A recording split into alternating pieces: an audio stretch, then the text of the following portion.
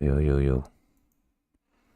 My check. Saludos to amigos. Yo, In yo, the yo. motherfucking chat. What up, what up, My what check, up? my check, my check. What up, Saludos Sage? to amigos. Yo, In yo, the yo. Psycho Motherfucking TV. check. What up, what up, My what check, up? my check. Okay. Salutes to Psycho TV in the motherfucking building. Tony Boswell in the building. My boy, oh, fucking Crocodile Hunter. Boxing Sages in the motherfucking building. What up, what up, what up, what up? What's up, everybody? Yeah. What's the word? What's the word? What's the word? Yeah, it's summertime in Chicago, so you know what I'm saying, it's nice outside.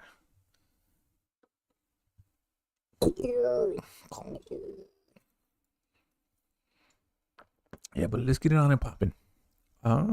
Did you guys see the Canelo versus Crawford? What is it? The promotion? It already begun. It's gonna be dope. We have yeah, Netflix is gonna be a part of it. It's huge. You know what I'm saying, hold on. Let me see what's up with my shit. Right quick. All right, we good. Yeah, Netflix is who you got.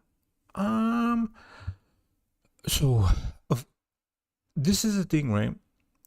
I think that if you look at how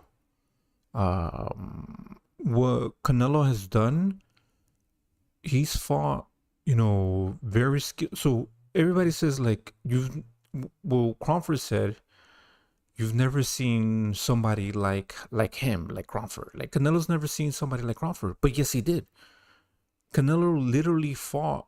I think. Who do you think is more skilled, whether between Floyd Mayweather and Crawford?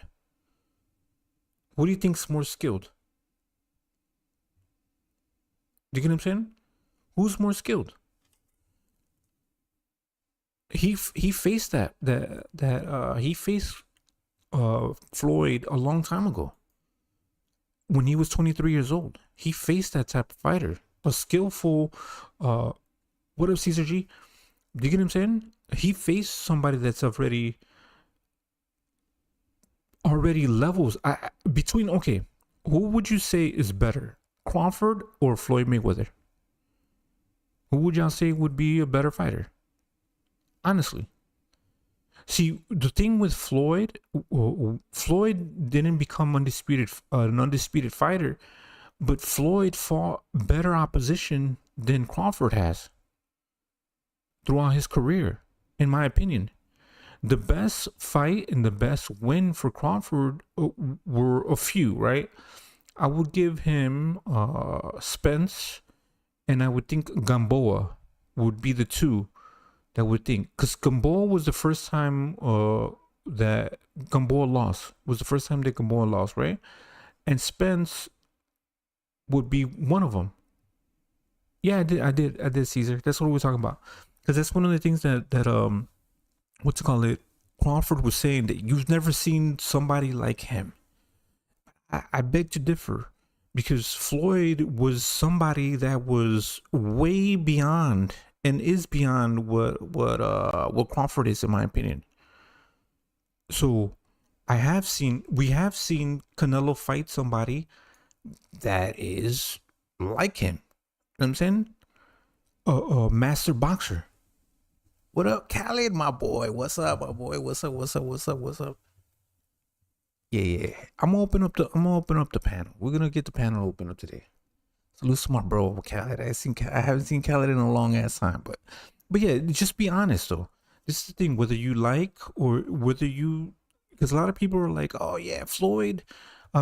Crawford is this dude that what's it called Canelo's never seen somebody like Crawford. Gamboa was a featherweight, but beat him at lightweight, bro. I know. What the fuck? You should have fucking told me, Khaled. You should have tapped in. Yeah, it's beautiful. It's nice. What you stay? What you do? Did you go to the downtown? Did you stay downtown? Smithers on Smith. Hit the like. Thank you. I appreciate you. But yeah, but I think those are the two best wins, in my opinion, for Crawford, right? So we're gonna be showing all this shit if you guys want to see it. So yeah, let me get the StreamYard. If you guys want to join the panel, let me know when you guys want to join the panel, because I will only have it open for a little bit for you guys to jump on the panel. But yeah.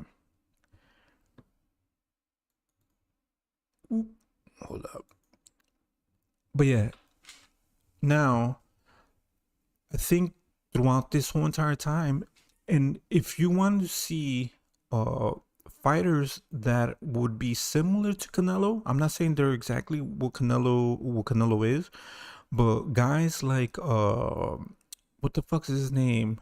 He fought at 147. Fuck. Kovalevskis, right?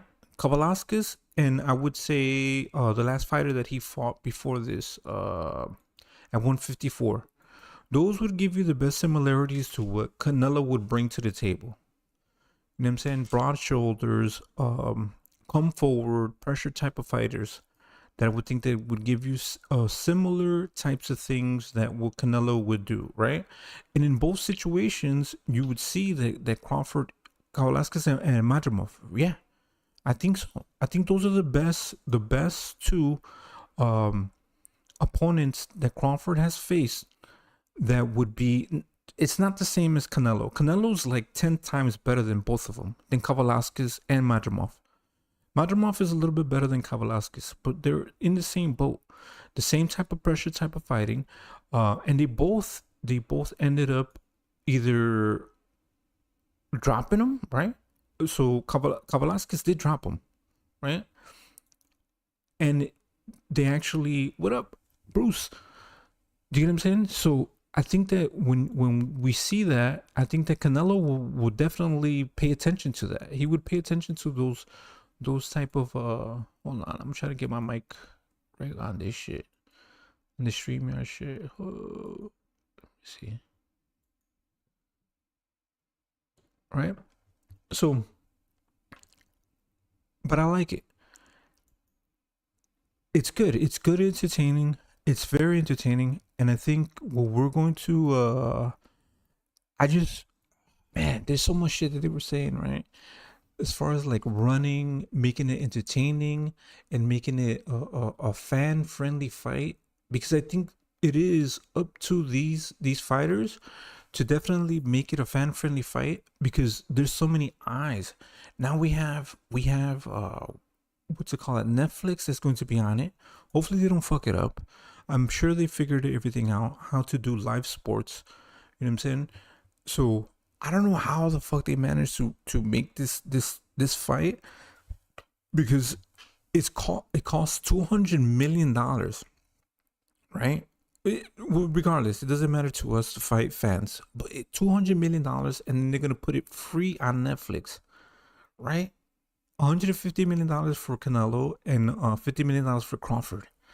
So this is gonna be dope, and I really hope that it does live up to expectation, because, like, you know, the eyes of the boxing world are going to be glued to this shit, just for the simple fact that it's gonna be free. It's not gonna be on pay-per-view, if I'm not mistaken. I don't know, right? So I'm hoping that I'm sure it will. So some people are saying that Turkey Al Sheikh. Hold on, let me try to restart this real quick. I'm just gonna restart my my settings, because I can't get my microphone and shit to work with this real quick. Bye. StreamYard. Yeah, so Turkey Al Sheikh was saying about the whole no running and things like that. So for $50 million that Crawford's going to get paid, Canelo's going to get paid $150 million. They're going to sit in there and go, they're going to go all out, right? Turkey said he didn't want Tom and Jerry. Yep. Fights. Bud said he's not going to have no one tell him how to fight. What do you think of that? What do I think of that? Right. Because see, this is the thing. Why I like Crawford. I've always liked Crawford. Crawford, I think, is one of my favorite fighters, you know, of all time. Hold up. Let me see what happened. Okay, there you go. Hold up. Let me see what. Right. So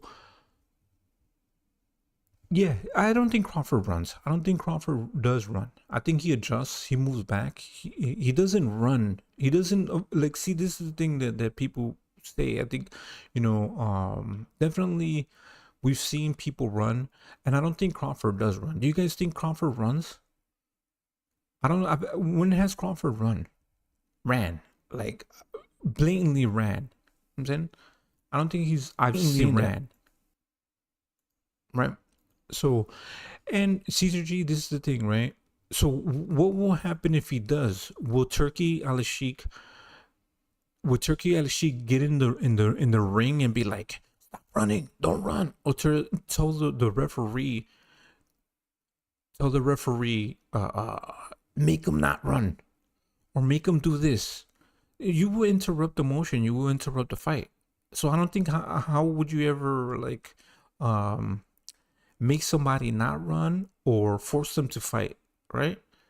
I said this before. And Bruce Gass, you know who Judge Mill Lanes, you remember him? He used to say, let's get it on. He used to tell fighters, come on, let's fight. Like, so I don't think that we're gonna need to have anybody tell somebody what to do, right? All right, we got the StreamYard. So yeah, you want to make it exciting, and I think it's going to be exciting. I think they're all gonna let it all out. He's just doing what he's been told to say. Bruce, Turkey is the guy. He's the guy that's providing all the checks. He's the one that's fucking has all the money, right?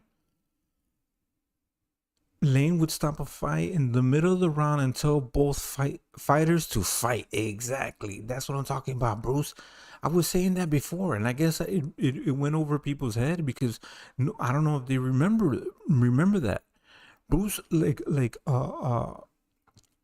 Judge Mills Lane, he would tell people he's not the final boss, but he can't. So this is the thing. While Turkey is paying for the whole event and is paying for the card and doing all of these things, he's not he's not the referee, and he's also not the sanctioning body, right? He can't just go in there and be like, oh, I need you guys to do this. He can't just fucking say something that would. He's not above the referee or the sanctioning body, the athletic commission, right? It would be the Nevada State Athletic Commission. He can't just go in there and just like a promoter can't do that. A promoter can't go in and just fucking tell the athletic commission, the and the sanctioning bodies what to do, what to say, whatever. As a promoter, that's what he ideally would want. He doesn't want fighters to just fucking go in and run around or do stupid shit like that. And what he wants is something that he can't force, if that makes sense. He can't just tell people, oh, I want you to fucking go all out, guts. I just want you guys to fucking beat each other to death, right? He can't just say that. That's what he expects coming out of his money. Turkey answers to the royal family, and they didn't like small running against Canelo. So Turkey tells the fighters, yeah, of course. But it's kind of a suggestive kind of thing. Like, yeah, well, okay. So I think his point of view is, I'm not going to pay people, and I'm not going to have events with people that are known runners and that are not going, and those are their intentions. You know what I'm saying? So I think that he still wants to work with fighters, but I just think that, okay, if you're a known runner and this is your style, then don't participate. You know what I'm saying? Like I always say, I think it should be kind of like the Kumite, right? The gender pay gap, what is alive, and will Canelo get it 3 times blood pay? That's crazy. I think we're still gonna get running July 12th, bruh. Which one is overdose? OD. Okay, y'all. Let me drop the fucking link for all y'all motherfuckers. If you guys want to join the panel, know what I mean, tell me what y'all think. It's been a bit. It's been a while. So yeah, we shall see. Yeah, and to me, Zepeda Shakur, yes. See, that's the thing. Okay, so Shakur, isn't Shakur gonna be a free agent? Shakur's gonna be a free agent too, no? So that's the thing. Maybe, but that's okay. We'll never know. We'll never know. Yeah, that output of Zepeda, it will make most fighters run. It will make people fucking get back. So yeah, there's a lot of good fights that are going to be coming up.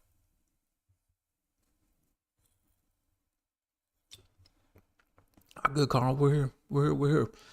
OD. Hold on. Let me get this. My bad. I haven't fucking around with this OBS shit in a bit. So here we go. Damn, I forgot how to do this. 1 second, y'all. Is it this one?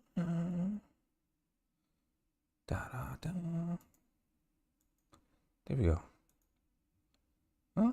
No, it's not that one. Is it that one? No, it's not that one. This is this one.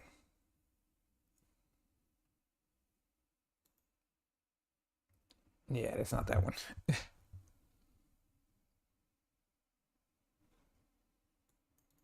Wait. Yeah, it should be this one. What the fuck? Why does it look like this?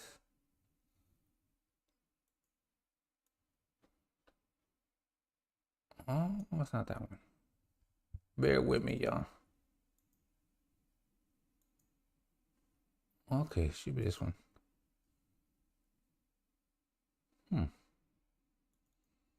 My bad, I'm trying to get StreamYard in here.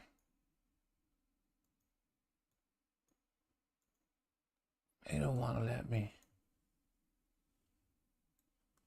Oh, there we go. We got it. Boys. There we go. Here we go. So yeah, if you guys want to join the StreamYard, let me know. You guys can join the motherfucking StreamYard. In the meantime, in between time, we can show some of the fucking breakdowns, because there is a lot of breakdowns between Canelo and Crawford, right?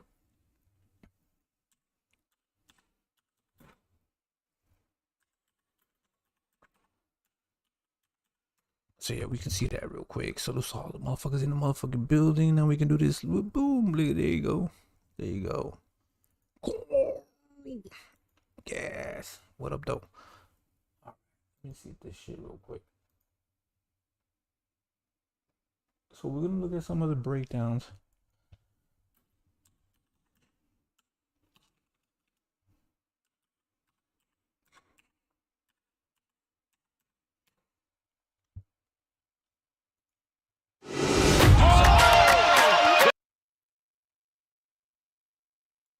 Man, it's been a while.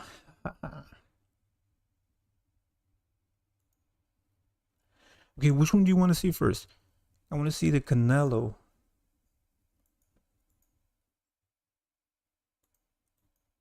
Ooh. Why does it look like that? I haven't used StreamYard in a long ass time.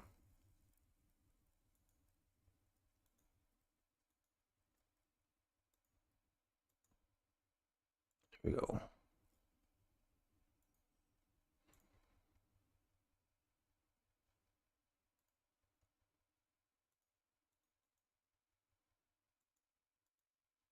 There's a reason why Canelo is the #1 pound-for-pound fighter in the world. Fight fans, welcome back. Here comes the bear, Canelo Alvarez. Now what they gonna say? They always talk, I'm the best fighter in the world. Canelo's all about show me the money, and then we'll get that big fight that everybody wants. When whispers began, the idea of Canelo versus Crawford just felt like another pipe dream, a little like the what-ifs of Inoue facing Gervonta, or Beterbiev moving up to challenge Usyk. It's not gonna happen.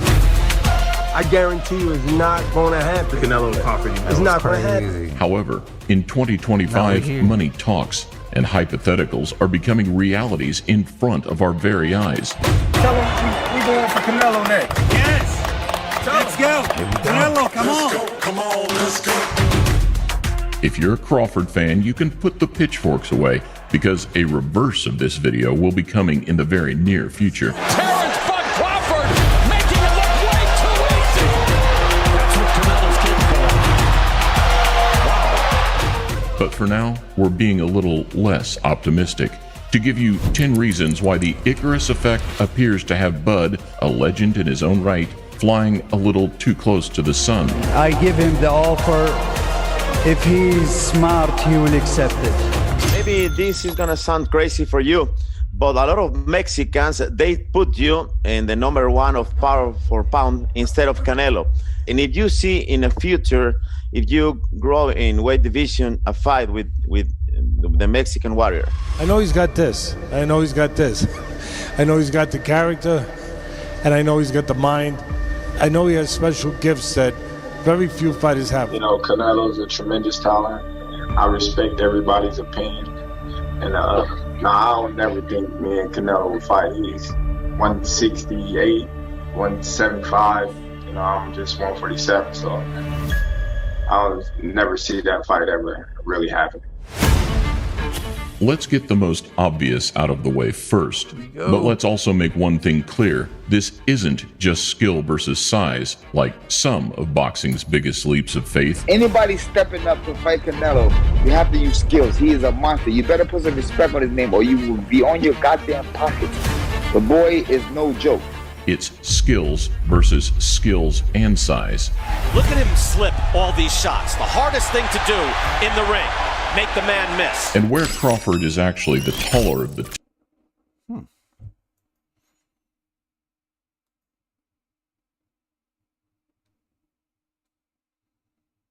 two, with an additional 10 centimeters of reach, Canelo's much broader frame is fine-tuned at super middleweight and is comfortably rehydrated up to 185 pounds for fight night, time and time again. Because a lot of people say, oh, he's a smaller guy, but he's bigger than you.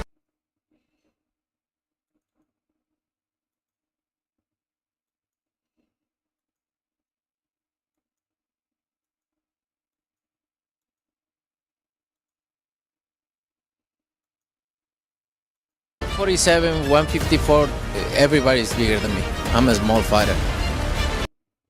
Hold up, I got exception going on right quick. Hold on.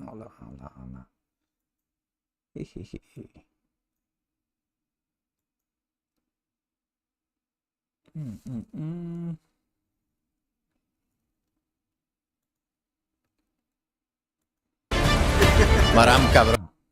My bad, yo. We got it now.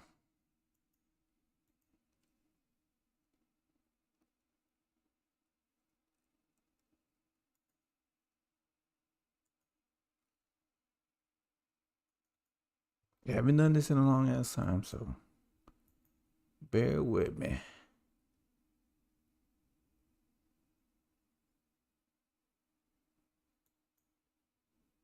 Nope. Okay, there you go. Pop out.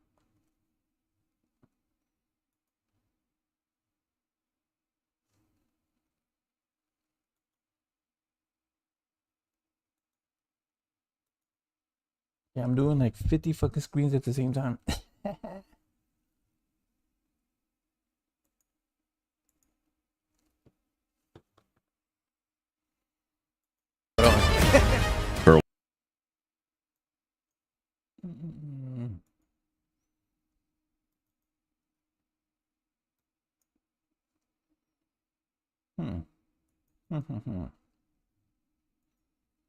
Damn, I used to have this all set up before.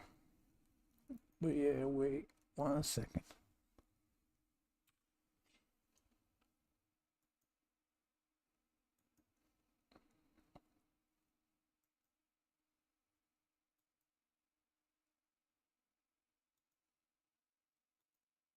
It's not that one.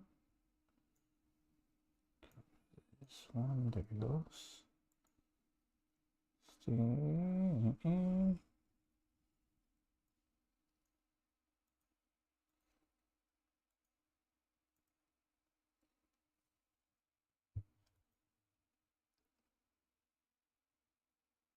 The guy Moody B is fucking sick. I like his videos. Yeah, I do too.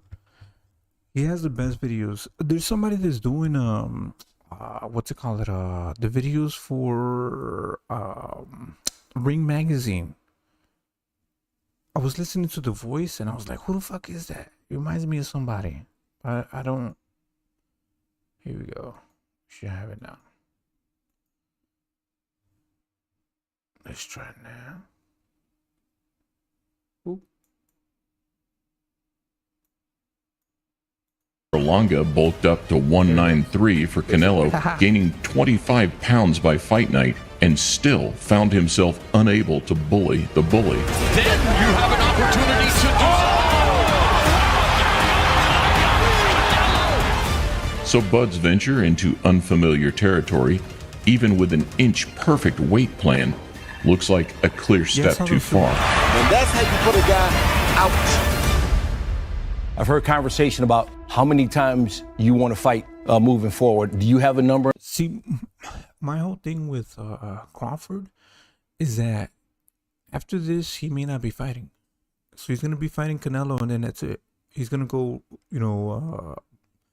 he's just going to be fucking retiring. You know what I'm saying? And that's it. He gets the biggest payday. He's 38, right? And then he's going to be retiring. What up? Or GM. What up, RGM? Salute, champ. Let's go, champ. Where am I?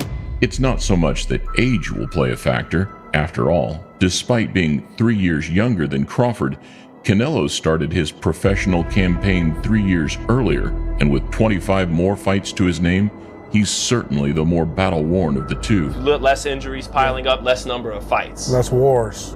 However, it is a matter of time. They fight in September, it'll probably be next year. But that give me time to, bulk up. Yeah, get my body right. Is this a weight jump too much for Crawford, or the right jump at the right time? We'll find out tomorrow. We recently saw Usyk dominate a 50-pound heavier Tyson Fury, but this wasn't done overnight. He believes he's got it. Usyk looks to the heavens, and the two of them. It was a calculated heavyweight ascension done in stages against the correct opposition over a 4-year span. Usyk knows what the heavyweight world's all about now. And where time was on the Ukrainian side, a 37-year-old Terence Crawford won't be afforded that same luxury. I mean, I can't see there's nobody else out there for you. I can't see when we talking mega fights. So where a Charlo, even a Fundora, would have been a more logical next. That would have been crazy. You see, that's one of the things, right? If I didn't want to see Crawford fight guys like a Fundora, like a Mel, like a lot of these guys. He should have gave these. So a lot of people say Canelo didn't give certain fighters a chance, like Benavidez. Crawford kind of did the same thing, no? He didn't give Boots a chance. He didn't fight Boots. He didn't fight Mel. He didn't fight Fundora or you know what I'm saying? Step. This time-sensitive plunge into the deep end with very little time to acclimatize just got even more treacherous. These are just not names that even gets out for a joke for. The only name he wants to fight is Canelo. And now that they're in the ring, can you see the size advantage that Madrimov has? How wide his back is and his shoulders. With that said, when Crawford... See that punch? Look. Madrimov, like I said, I think he would be the closest similarity. I don't think that he doesn't have the skills that Canelo has, or the background, or he's never fought any of the guys that Canelo has, right? But he did really well against Crawford. Madrimov has how wide his back is and his shoulders. With that said, when size. Crawford did make his first step up against Israel Madrimov last August, things became even more uncertain. At 154, he didn't really look too dangerous, Crawford, up in the ring. So imagine Canelo being the bigger guy, being a beast up in the ring. It's almost like a no contest. Controversial to some, but the judges saw Crawford edge out a close-fought victory. In his 4th weight class, but he has been met with stern resistance all night long. Unfortunately, it was far from the emphatic statement that many expected. So, You guys have it close. Some people said they had it a draw. So I don't know. Here we go. What a call. What a call. Oh, my bad. Call. Is that you? Hello? Call. The mic is muted, by the way. Here we go. So far, in fact, that His Excellency announced a complete change of direction regarding Crawford-Canelo. Apparently, Canelo Alvarez is no longer an option for Terrence Crawford. Turkey Al-Sheikh didn't go into details as to why he's no longer interested in the fight, but that was the biggest opportunity for Terrence Crawford to make a big, huge amount of money. But there's good and bad news. It's not official, but it may be a done deal. The good news is that Madrimov is a handful. He's unorthodox, tricky, and far more talented than most give him credit for.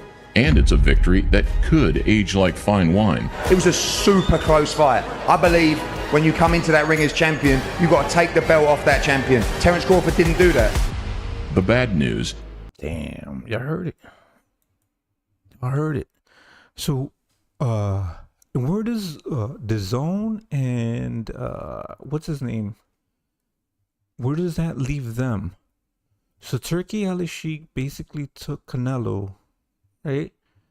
And is now having a fight with Crawford, and they're doing it. Yo, what's cracking? Yo. It's Carl in the place to be. With the Kozzie. Could you hear me, Kozzie? Yeah, I hear you. You hear me? You hear me? Carl. You hear me, Carl? Carl. Yo. Can you hear me? Hello. Check 1 2. Check 1 2. Did you get the check? You get the check? Check 1 2. Kozzie. Carl. You hear me? Carl can't hear me. Hold on. Let me check my mic settings. Hold on. No. Hello. I'm gonna check. Hey, gotcha. Hey, what? What's happening, bro? Nah. God. Breaking this stuff down. You know what I'm saying? It was good. Did you see the whole what's it called? Yeah, I did. You know what, bro? You know what? Everyone needs to fucking just take a deep breath, because you know what? When these two dudes are gone, we're gonna miss them. We're gonna miss these two. We're gonna miss Bud, and we're gonna miss Canelo. So you know what? Fucking lap it up while we can. I thought it was a clown show at first, but fuck it, I'm all for it, man. 2 pound for pound fighters, fucking going at it. Let's go. Let's fucking go. Yeah, and this is the thing though. They're not that far from, like, okay, so technically Crawford is a middleweight, junior middleweight, right? 154 is a junior middleweight, and then you have middleweight, and then you have super middleweight. That used to be one weight class before. They're both same height. They're both the same height. So I don't see the big, you know what I'm saying? Like, oh. You know what it is for me, Cos? Like, this is my breakdown of the fight, right? Is Canelo's feet gone? Is he like stuck in the mud? Or is Bud able to take Canelo's best shot? That's the two intangibles I've got in this fight. Can Canelo move for 12 rounds and fucking keep the pressure on Bud? Can Bud take fucking Canelo's best shot, man? Let's have at it. It's a classic example of fucking of 2 pound for pound guys with two totally different styles. Mexicans in your face. Right. You know, heavy handed. I want to see it, man. Can Bud take it? Yeah. Can he withstand that pressure? Can he, like, so the same thing that Crawford said, Canelo's never seen somebody like him, which I disagree. But I think Canelo's seen a lot of styles, bro. Fucking 67 fights. Come on. Yeah. How many? You know, Canelo's seen a lot of styles. And there's a reason why he doesn't want to fight back foot bitches, because cunts like William Skull, like, I take nothing away from that fight, bro. That Canelo versus William Skull, because that was a dude that didn't want to engage. He didn't want to engage. I don't think we're going to see that Canelo against Bud, man. Right. And I don't think that it was appropriate for for people to say that Turkey was saying meant that towards Crawford, saying that Crawford would run. I don't think Crawford would run. I don't think that people have put Crawford in a situation where he needs to fight out of it. That brings the dog out of him. Does that make sense? Yeah. I think Sean Porter was probably, the fight against Sean Porter where he was losing. And, Bomac said, "You're losing this fight." And he goes, "What? I'm losing?" And then he goes out there and knocks him out. I don't think he's going to do that to Canelo, but I want to see him under a bit of pressure, man. Yeah. And I think Canelo's the dude. Canelo's the dude, man. Like, he's not just fighting any dude at 168, bro. He's fighting the two-time undisputed champ at 168.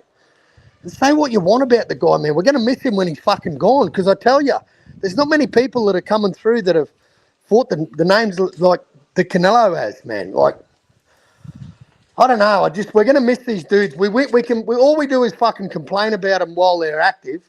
And then, you know what, when they're gone, who the fuck's coming through the ranks now? Who's going to take their place? Yeah. Who's the next? The new generation is going to be fucked. We're fucked. Is this all we're going to be? We are. We're fucked. We're like Peter Von Ark says. We're fucked. We're fucked. We're fucked. Yeah, the bullshit that we're getting now. Oh, the mate, talent. The social media bullshit we got now, Kozzie, is just fucking laughable, bro. It's fucking laughable. And you know what, man? I'm going to appreciate. I like this fight. I don't give a fuck.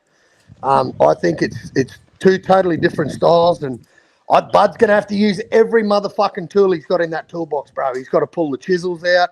He's got the screwdrivers, the hammers. He's got to work with everything he's got in this fight, because I think we're going to see a different Canelo, man. I really think we're going to see a different Canelo than what we saw against William Skull. Yeah, when was the last time Canelo faced somebody that's actually his size? Do you know what I'm saying? Maybe. Yeah, I don't know. Cotto?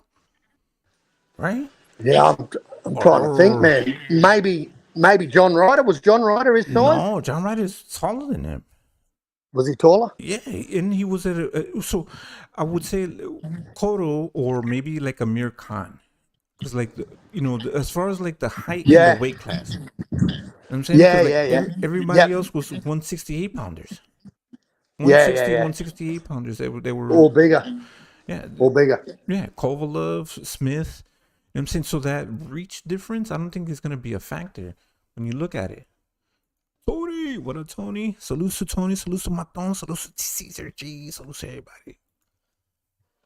Tycho. But you get what I'm saying? So I think, it kind of like, you know how you're used to lifting weights and you're used to lifting a higher weight, and then like now you start lifting just regular weight. It's kind of easier for you. Yeah. You know what I'm saying? It's just you don't have to work as hard.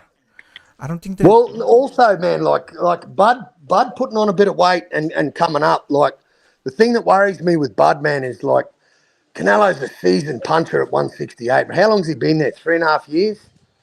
Yeah, 3.5 years. You know, like that dude's punched some big motherfuckers, man. Who's the biggest dude Crawford's ever faced? Oh, it was the last fighter that he fought. What's his name? Madrimov. You think he was I think so. Or maybe Spence? Errol? Spence? Maybe yeah, Errol? Spence. Yep. Yeah, I want to see how he goes. I want to see him fucking apply some pressure on Canelo. I want to see how he handles it. Yeah. That's what I'm interested in seeing. Because, man, you know, the intangibles of this fight are fucking beautiful. And, mate, I'm all for it. I think fucking pull your heads out of your asses. We got two guys that are on everyone's pound-for-pound list fighting. I like the press conference, man. I like how Canelo said, did you see the tweet about the pay gap, bro, about how he apologized to Bud? Oh, no, I did not see that. No. Yeah. He apologized to Bud for getting paid 3 times more than he is for the fight. When you think about it, who else would be able to?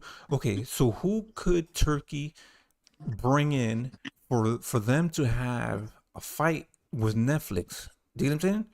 Like Canelo is the key factor. Does that make sense? Like of course. He's the one He's that's still the face of boxing, bro. While that guy's ass is pointed to the ground and he's still in boxing, bro, Canelo's the face of boxing. And anyone who says he's not's a fucking idiot. They don't know what they're looking at. Like, he puts bums on seats, mate. That's what Canelo does. Yeah. He puts bums on seats. And you know what? I'm not the biggest Canelo fan, man. I'm a critic of him because, to me, he ducked the fuck out of David Benavidez. I don't know another Mexican ATG that ever did that avoided the best fight in their division. That's the only thing I got against Canelo. That's the only smear I can put on Canelo. Did you hear that they're saying that he could potentially be fighting Benavidez next year? You saw that? Well, man, what the fuck's Benavidez? He wants to fight fucking Jai Opataya and fucking, you know, like saying all this shit. Callum, he's fighting Smith. No. Callum Smith. That's no bueno. Fuck me. Right, but who did they say that he sent a negotiation or told WBC he wants to fight him? But you're working backwards, though. What the fuck? You're barely getting to that point at 175. You should be taking over that shit, no? Yeah, why not fight the guys in your division? Why not fight Bivol or Beterbiev? Why not wait for them? You want to go to cruiserweight? What are you going to go there for? And as if Jai Opataya is going to fight the cunt. Jai Opataya wants belts. He wants Zerto. He's fighting Zerto next, people. Hello? Does anyone follow fucking boxing? Yeah, that's a mega fight. That's a great fight, man. That's another great fight. That'd be a brilliant fight. Yeah, so immediately, you think Benavidez is going to run up to,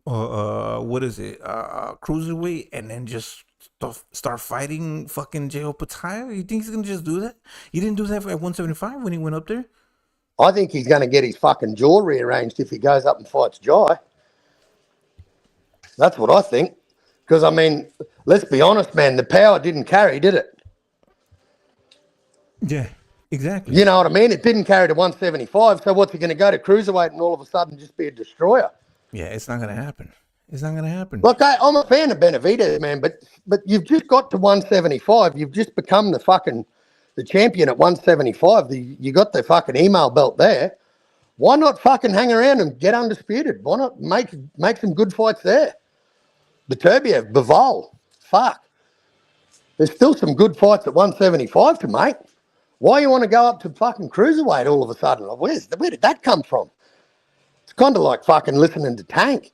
Like no one knows who the fuck Tank's fighting next, bro. Let's be honest. Like when they pull out a name like Lamont Roach, you go, well, fuck me, I didn't see that one coming.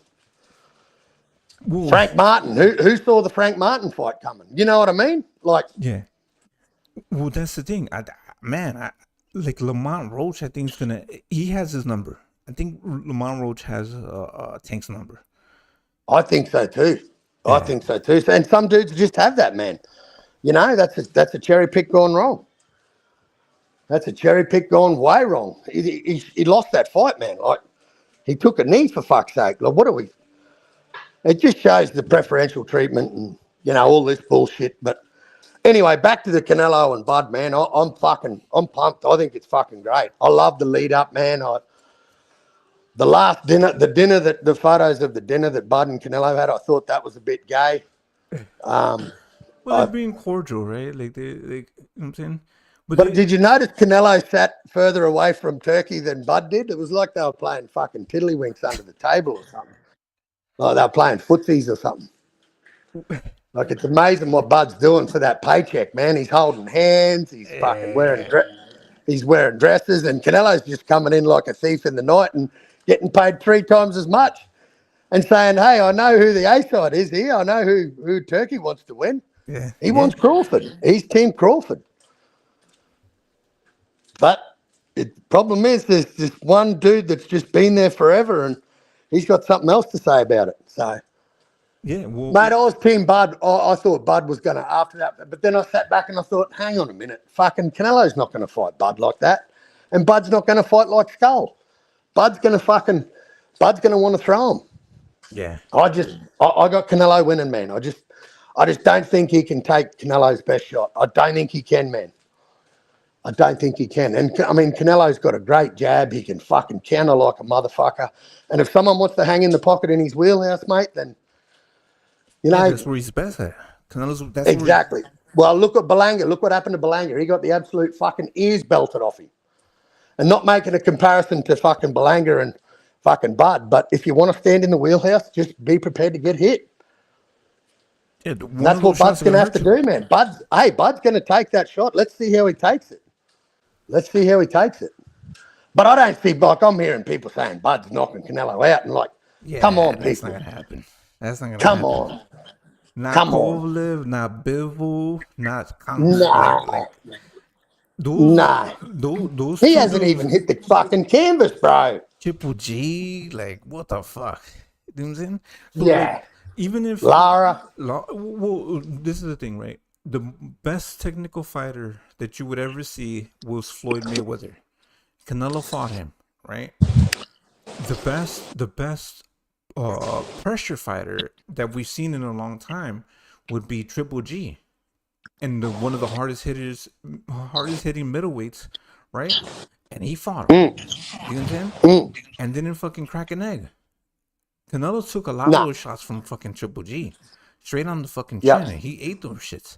So what makes you think that Crawford? Yes, I do agree that if a well-placed punch can knock somebody out, but you also have to give Canelo credit for his boxing ability to. It's not absorbing the punches, but nullifying the punches with the movement. You're moving with the punch. You know what I'm saying? Turning your head with the punch, not clearly having your chin in the air and just getting hit. Right? Exactly. And I mean, Canelo's still got the timing, man. I still think Canelo can time Bud, and I don't know, man. It's going to be a great fight. It's going to be a great fight. But I tell you what, man, Bud is going to have to be on his A game. And another thing for Bud is, will he be slower? Will the extra weight that he's carrying, will that make him slower? History says, yeah, it will. So I don't know, man. There's a lot of intangibles there for Bud. Not so much for Canelo, because, you know, the only thing that's fucking going to beat Canelo is father time, bro.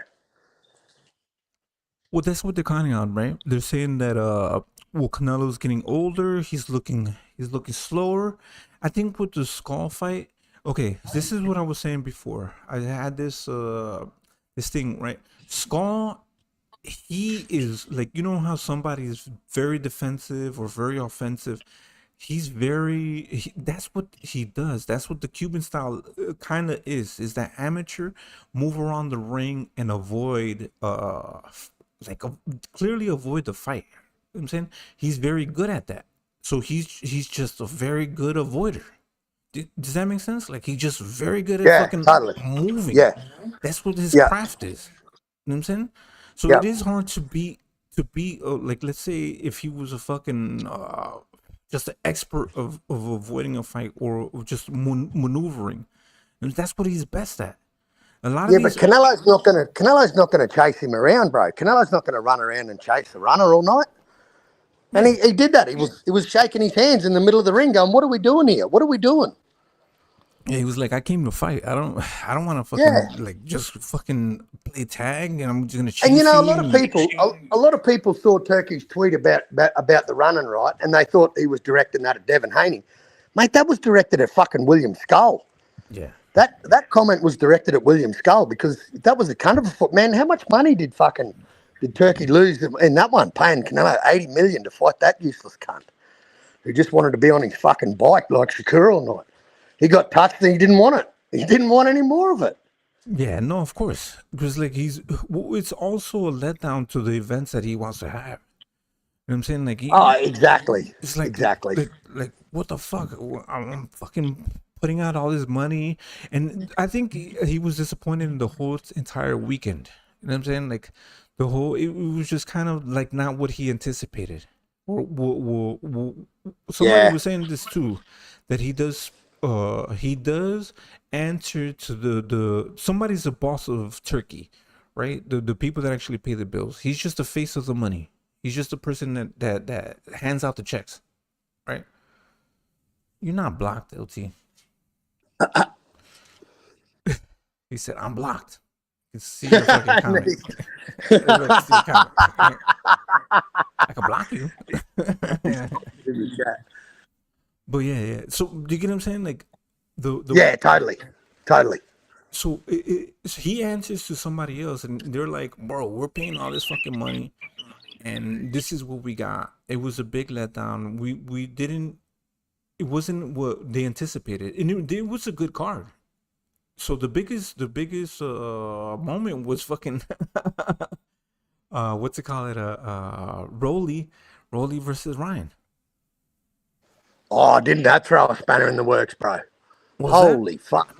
Didn't that throw a spanner in the works, man? Rolly dropping Ryan with a double left hand with two left hooks. I knew that. I was saying that shit before. I said that Rolly, because I kept replaying the old fucking footage of Ryan and Rolly when they were fucking sparring. And he got dropped. Yeah.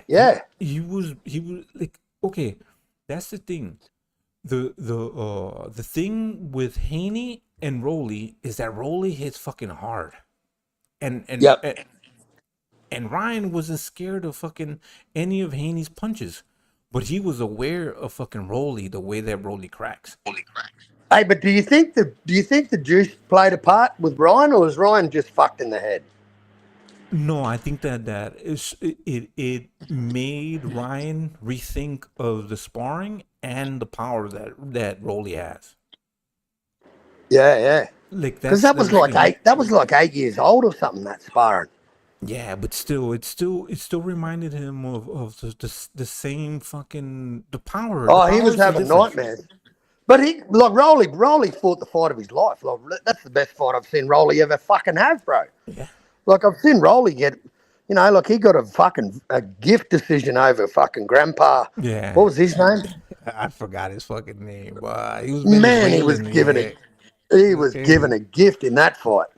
But I mean, like, for the fight at Times Square, bro, the 3 fights, man, I had Ryan as the banker. Like, for my multi, I'm thinking fucking Ryan all day.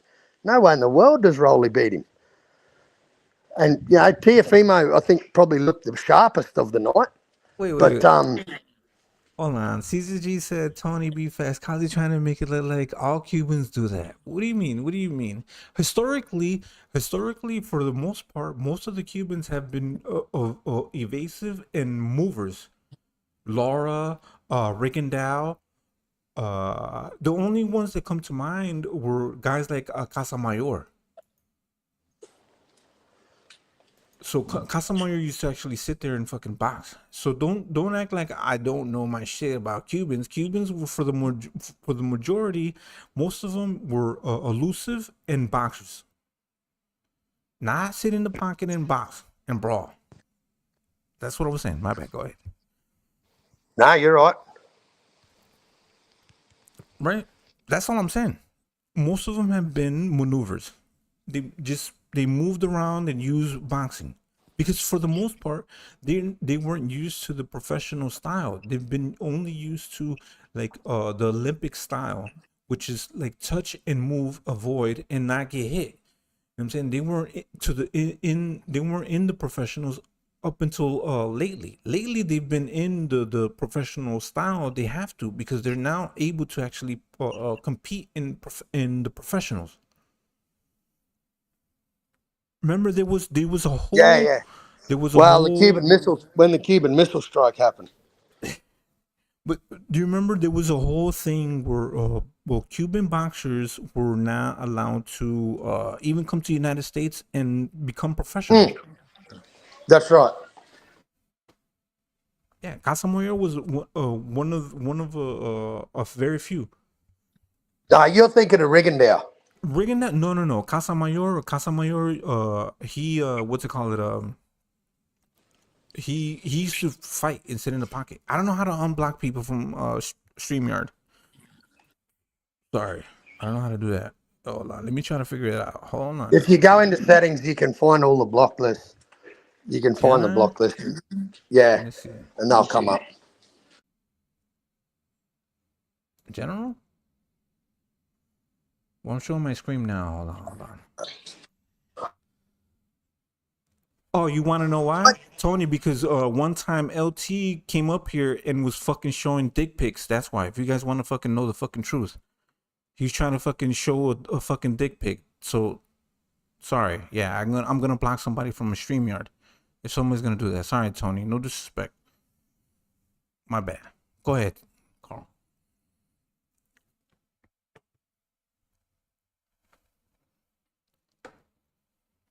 But yeah.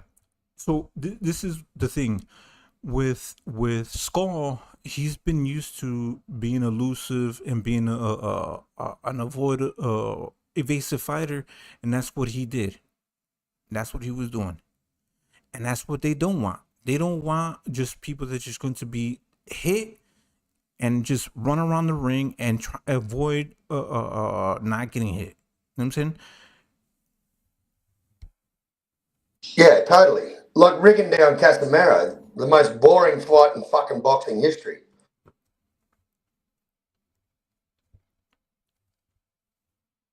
Right, my bad. I didn't try to get out. I didn't want to try to say no stupid shit like that. But yeah, that's why, Tony. If you want to know, if you want to know the motherfucking truth, but yeah. Who else? Okay, so who do you have?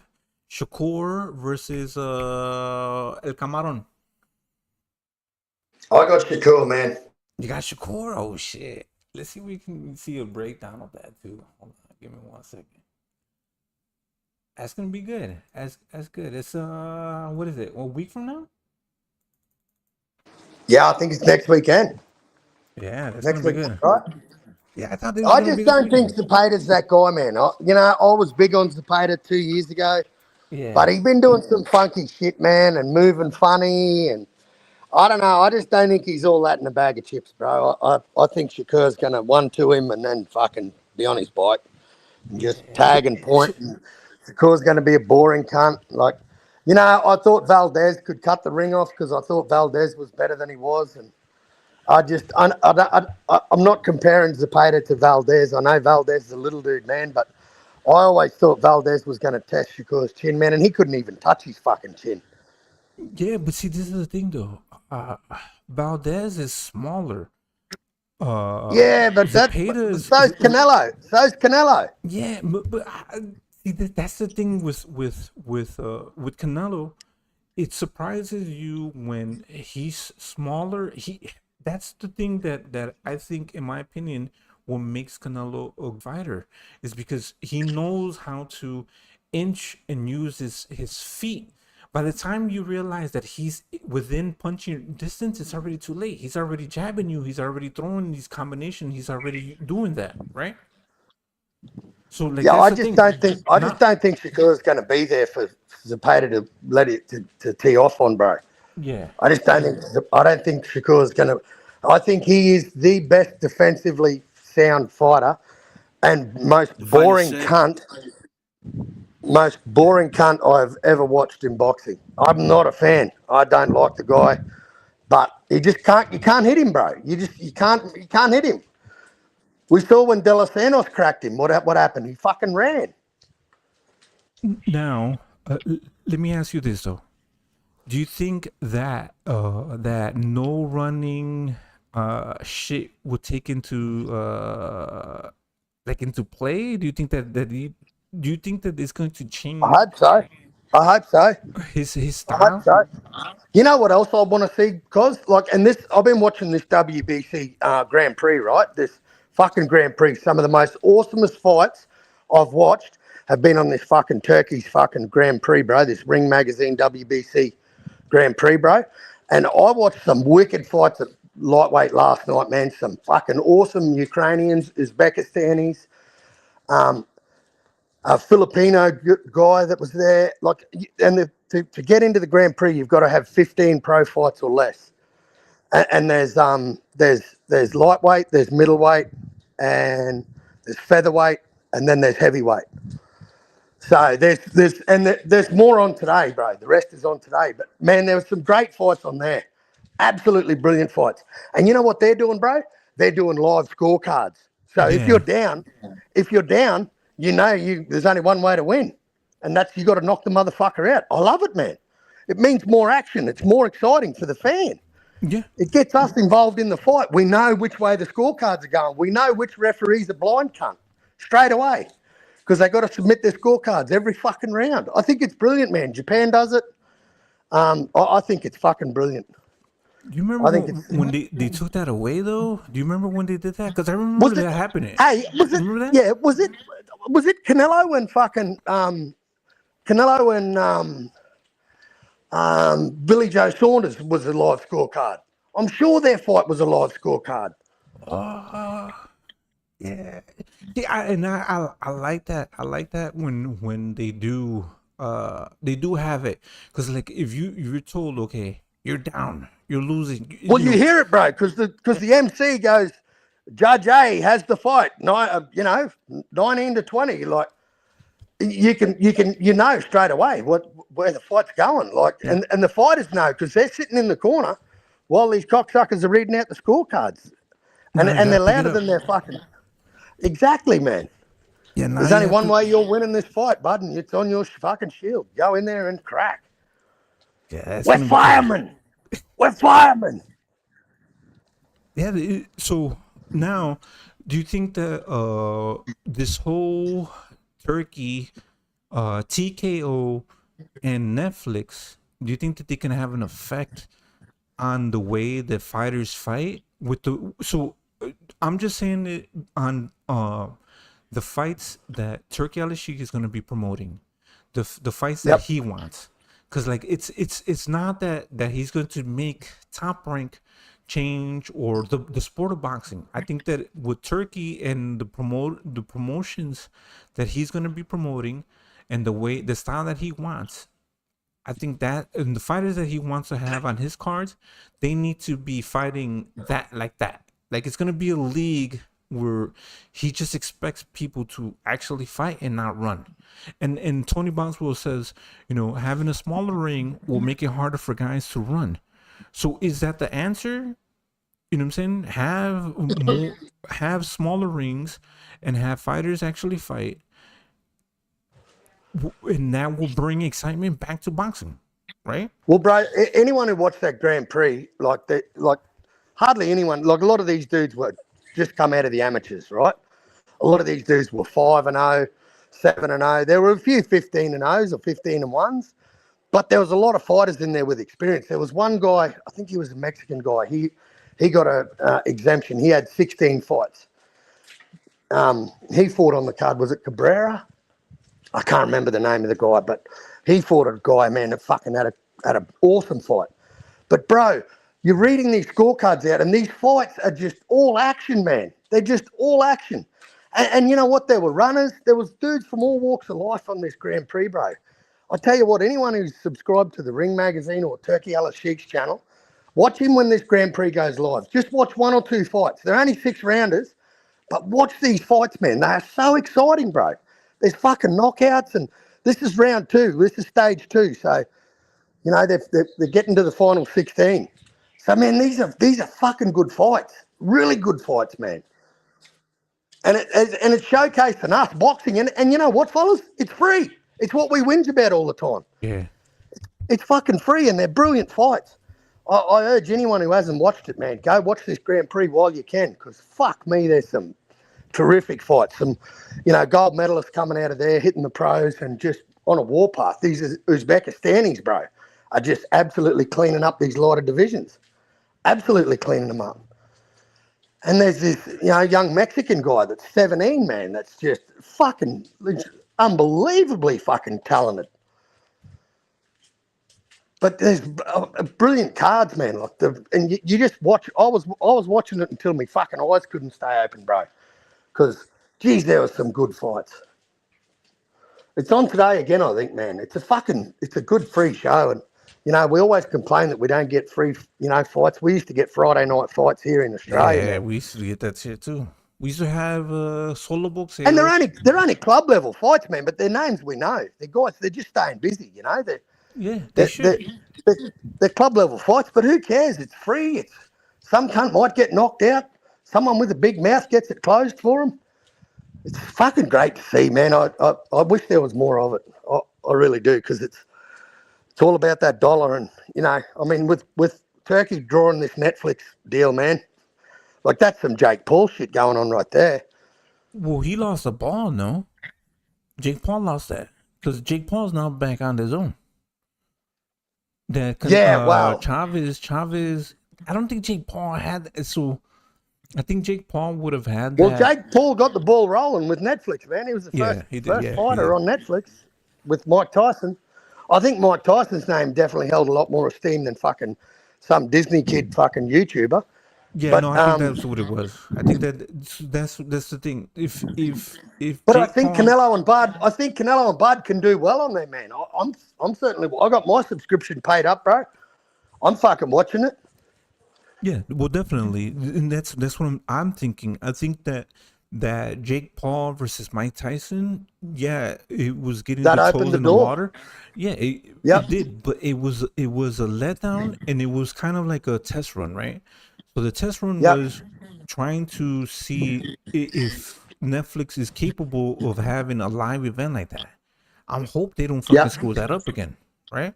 I hope they don't, you know, they learn from that and they have servers and they have everything else, the whole entire online shit. They have it all working out, right? Yeah. Because like that's one of the things. So it would be a letdown if one of the biggest fights. So it's supposed to be what is it? The two of our generation's best fighters, right? Yep. Fighting each other. And it's not like, do you remember that Rocky Balboa fight? The Rocky Balboa movie where he fought what's his name? I think that's where it came from. Like that idea, the concept of having this old fighter fighting this younger fighter, and you know, it does make sense that like they're not too far apart. Canelo and Crawford, they're the same age, basically, almost. You know. Well, Canelo's younger, but he's got more miles on the tires, bro. Yeah. He started 3 years earlier. Bud started 3 years later, and Canelo got his fucking bike on when he started fighting, man. He's still one of the most active fighters, bro. He fights twice a year. Yeah. Even with 1 foot out the door, he's still fighting twice a year, bro. So, you know. We're going to be this is what I'm saying. Like, who's going to replace these fellas when they're gone? Who's going to replace the likes of fucking Beterbiev, because he's nearly gone? Usyk's nearly gone.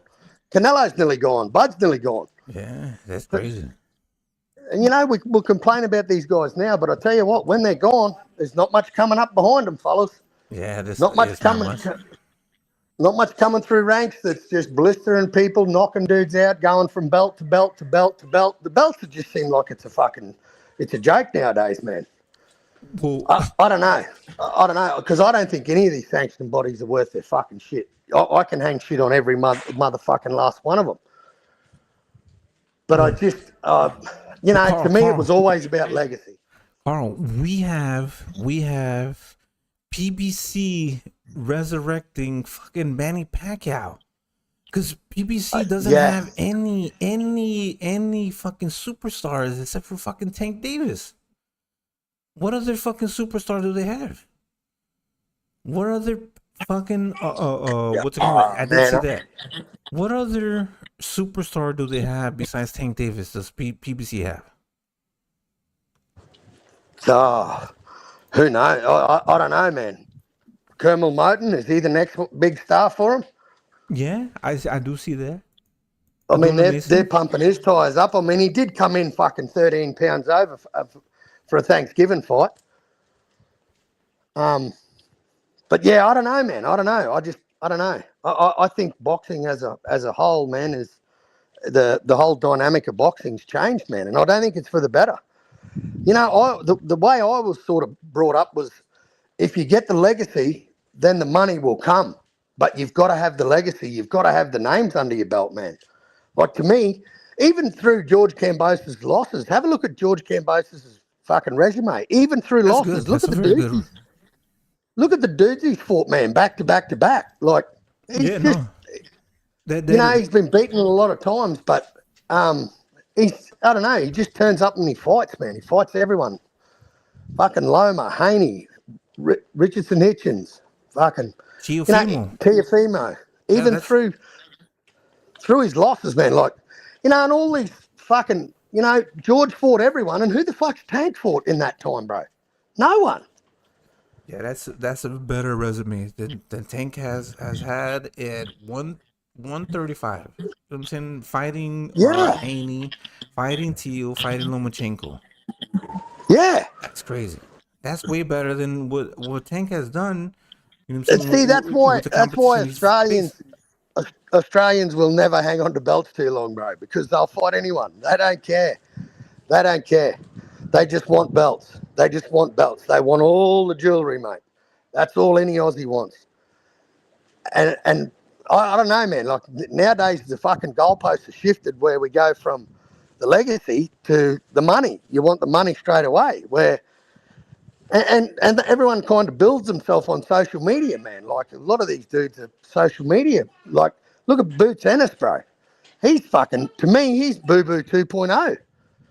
Like that's the resume I see going on right now. Yeah, that's crazy. Cause who just said this?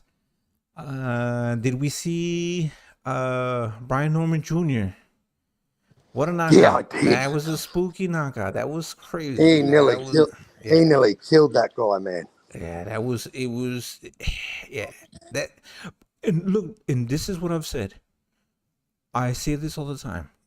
If you don't have fights in America, why don't you go across the sea? Go somewhere else. Go to another country. Do you get what I'm saying? That's what he did. He went to Japan. Yeah. Yeah. And he got a big payday. And he got a big fucking a big fucking like, bro, that's what you need to do. You want to be an exciting fighter. You want to show the fight fans excitement. That's what you do. You fucking make a statement like that. Brian Norman Jr., I don't know about the fighter that he fought, but he made him look, bro, he just obliterated him. You know what I'm saying? Like some spooky shit. I don't think that dude had any place being in that ring. No, I know. Not against the competition that he was facing. Like that shit was crazy. But that's what you want to do. Make a statement. Not this fucking weirdo shit running around and doing. No, make that shit exciting. Nah, Brian. Yeah, he can crack, man. He proved he can crack. And he's willing to go to somebody else's backyard and do it against somebody else's fight fans. You know what I'm saying? That's what you need to do as a young fighter. That's what you need to do. Bring that excitement. That's exactly, what pays the bills. Now imagine he comes back to America. You know what I'm saying? Who doesn't want to see him? Exactly. But you know, like look at what he did to that Japanese bloke, and look at what Boots did with fucking 2 fights with Karen. Yeah, that's like, you know, like, and people are calling him fucking the next Roy Jones. Well, how many fucking Hall of Famers had Roy Jones beaten at the age of 28 or whatever he is? Yeah, I just hope that I think Roy Jones beat 3 Hall of Famers by that time, bro. Because I know he had James Toney under his belt. Like, where are the comparisons with him, bro? Yeah, I just don't see him. I just hope that some of these, because like a lot of these fighters, they'll say, well, they're not giving me these chances. They're not giving me an opportunity. They're not doing this. They're not doing that. Do what he did, right? So what he did, he went to somebody else's country, you know what I'm saying, under somebody else, and got the job done, right?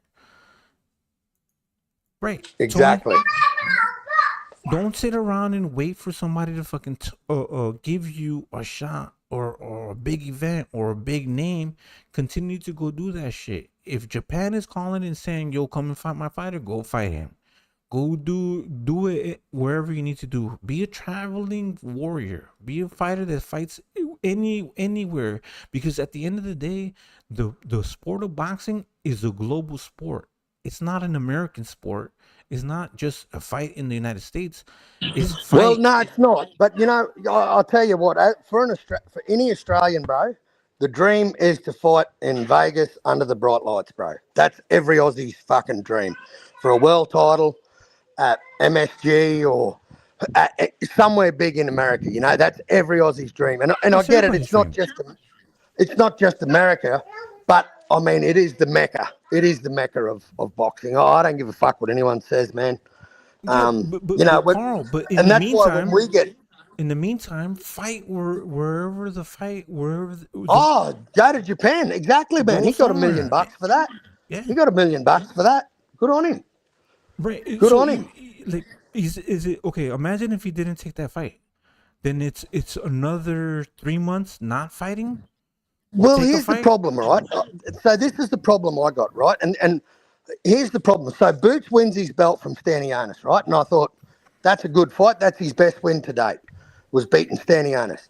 And Stanionis, mind you, he was a guy that sat around a lot of his career waiting. Like he had, Virgil got sick a couple of times. They were signed to fight twice. He got sick, couldn't fight. But he sat on his ass. He didn't do anything. He didn't fight anyone, man. He went inactive. And that's Boots' best win. And then Boots says immediately after that fight, when they offered him the Virgil fight, he said, no, I'm going to stay at 147 and unify. I want to become undisputed at 147. And then all of a sudden, Brian Norman has his fight. Boots is on some Philly fucking YouTube channel, some radio station, saying he's moving to 54. And I'm like, hang on a minute, mate. You just said you didn't want the Virgil. And now all of a sudden, it's turned around now because Virgil's obviously moving a different direction because that fight was dead and buried. Now all of a sudden Boots turns up when he wants to and says, here, Virgil, I'm ready. And it's his fans more than anyone saying that. Well, I heard Boots say that he you got that cheap ghetto. You got that ghetto Wi-Fi. No. My Wi-Fi is fucking crazy. I got there goes his back. It just connects and disconnects a little bit. Hold on. I've got fucking Wombat Wi-Fi and I'm hanging in there, bro. Come on. No. It's the program. Yeah, it's the program. It's OBS. It's OBS. Yeah. We back. Yeah. So, man, for me, Boots just talks a lot of shit. And if I was Eddie Hearn, mate, I'd be pissed because Boots could have had that Virgil fight. And we've been wanting that fight for years. Let's be honest. We've all followed Virgil for a while now. And I've seen his progression. I've seen him get his chin tested. I've seen him fight a dude that had good feints and good footwork. I'm convinced Virgil can hang at 154, man. I'm just yet to see it with Boots. And he can say that Bud ducked him all he wanted, but Bud was moving in a totally different direction. Bud had been at that division forever. Fucking Boots just turned up and looked like, I want the Terence Crawford fight. Well, who the fuck are you, mate? Some big dude from Philly who's done fuck all. And still doing fuck all. Fought Stanionis, got himself an email belt. Wow, whoop-de fucking do. And guess what Boo Boo did? The exact same fucking thing, fellas. The exact same thing. They say history never repeats itself. Well, in boxing it fucking does. In boxing, it does.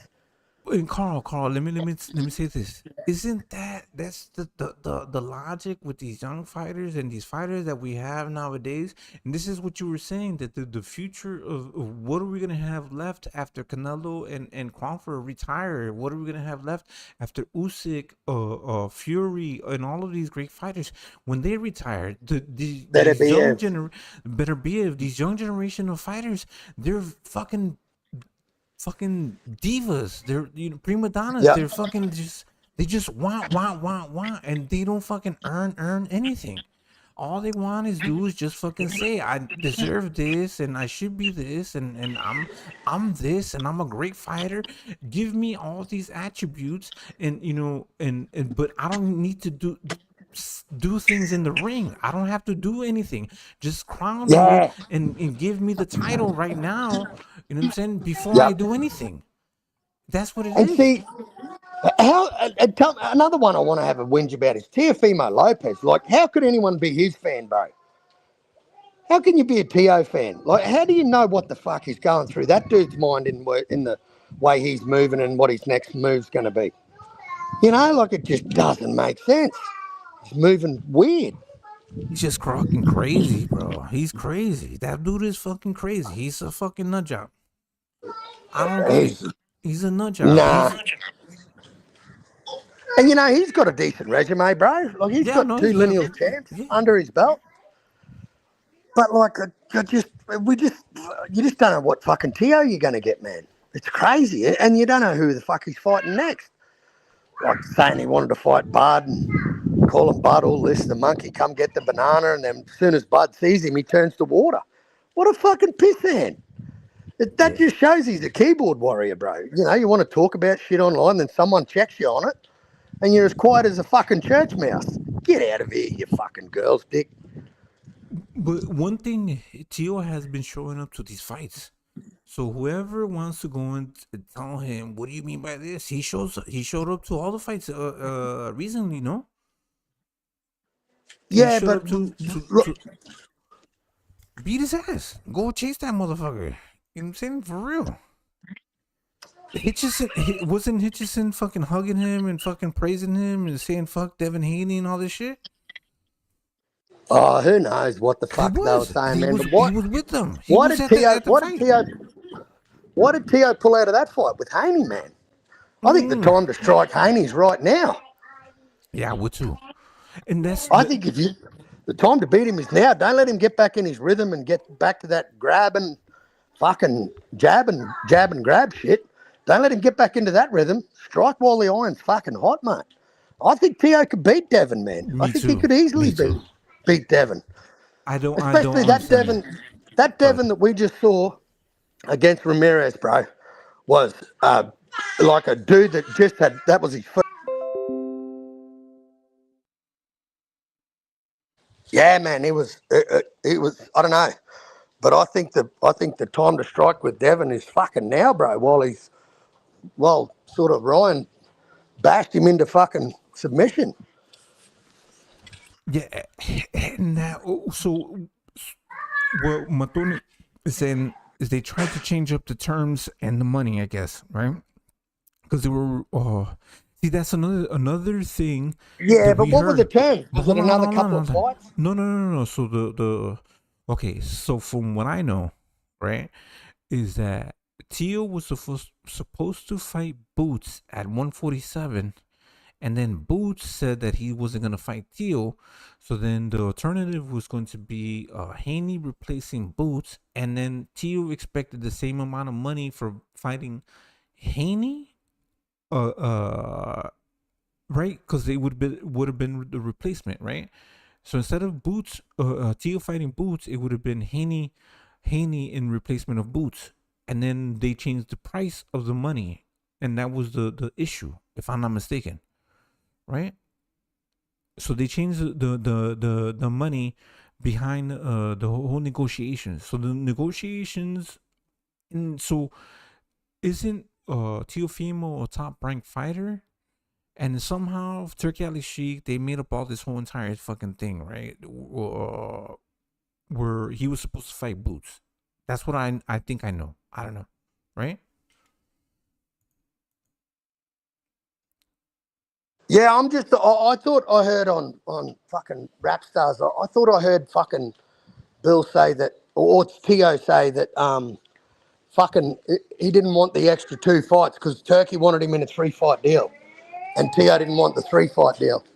I don't know, man. I don't know. I don't get right into the shit, but whatever it is, it's just fucking sad. We can't get these fights together, man.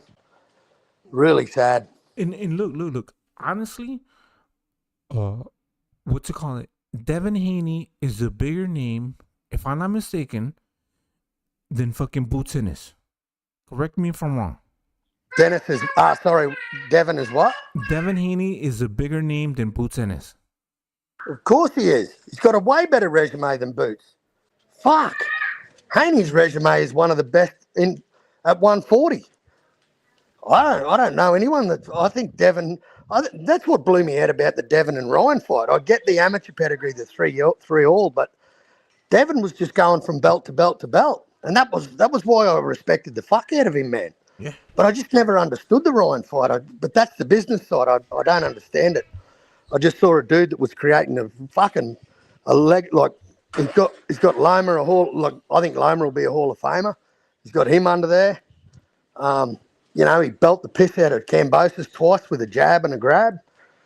Went to his country. Went to fucking Kambosos. Not once, but twice. Yeah. You know, beat Regis Prograis. Yeah.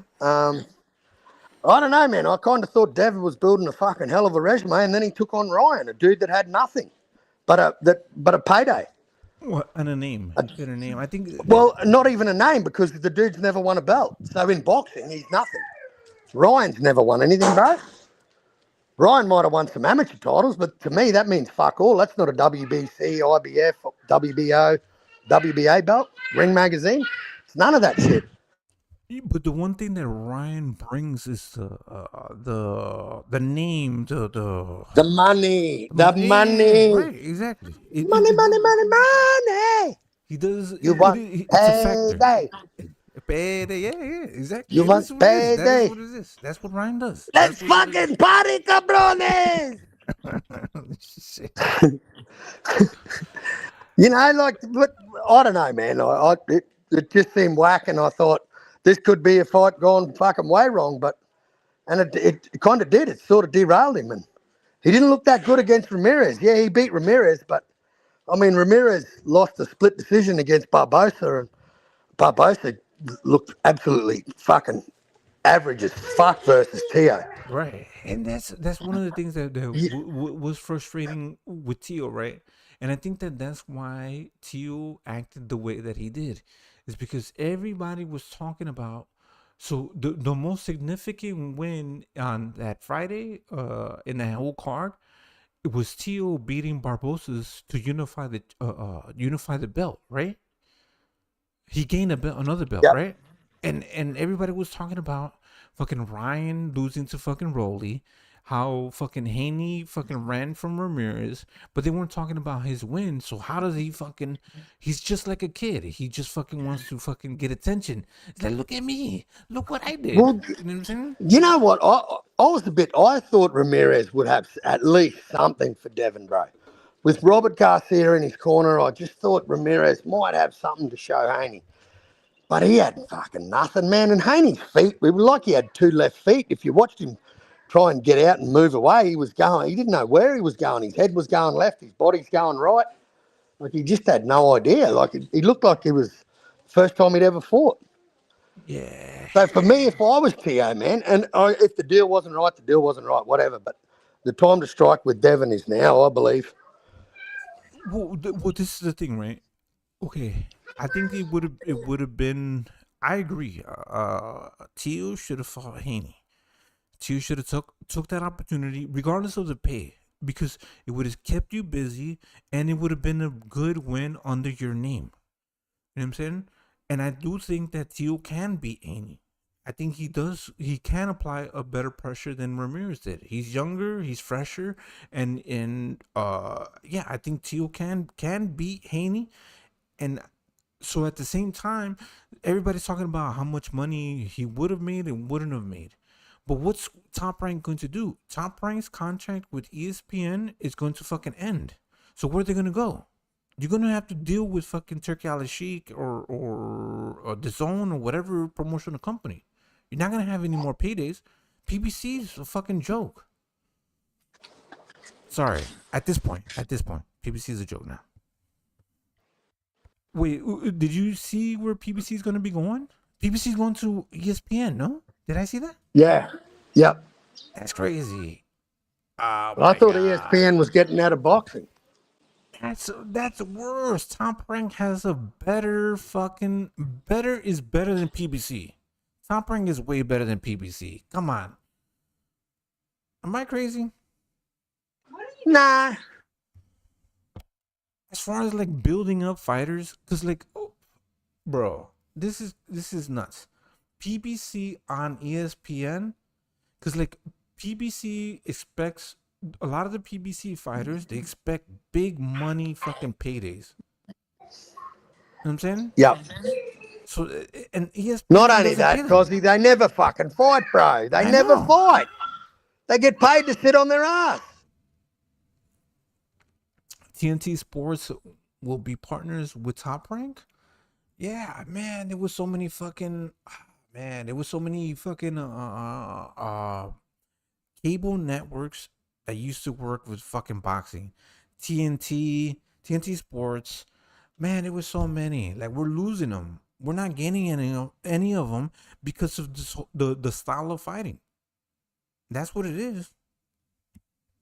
So Well, it's not only the style, it's the frequency, bro. They just never fight. They fight once a year, once every 18 months. It just, how can you be a fan of that? How can you watch your favourite fighter fight once every 1.5 years? And what do you do? Listen to their bullshit dribble on Instagram for the rest of that time? Fuck that. Get in the ring, you cunts, and fight. Fucking poofters. yeah, we don't want to see Instagram poses with your $5 million watches and your new car. We want to see you training and fucking, you know what I'm saying? Getting ready, getting back in there. How many weeks do you need for fucking vacation? 2-week vacation? Get your ass back in the ring. You know what I'm saying? 8-week fucking training cap. Get back in there and fight. Right. No, ESPN dropped Tom Brady. I know. But ESPN is supposedly gonna be fucking working with PBC. Well, didn't Top Rank come out and say they'll work with but didn't Bob Arum come out and say he'll work with Al Heyman? I'm sure that's what Bob came out and said. I don't know about the ESPN, but I know Bob said that he'll work with Al Heyman. So, and I think that was a little get back at Turkey with Bob. I think that was a little stab when Bob, like, as if to say, "Fucking, you don't run boxing, cunt." I think that was Bob sort of having a bit of a stab at Turkey. I haven't heard Bob say anything bad about Turkey. I think he said that he's because he's worked with Turkey also. No, he said that he's the one that fucking pays for the fights. But see, the one thing that Top Rank has an issue with is that they're not making like big fights like they used to. You know what I'm saying? Like the big events. When was the biggest event? As far as individually, as far as just Top Rank itself. It's usually a cross promotion in recent times. No? Well, yeah, I was going to say it would have been the Berlanga Canelo fight, wouldn't it? Because Berlanga was Top Rank. No, Berlanga was with Berlanga switched to Matchroom. Berlanga was dropped from Top Rank. He went to Matchroom.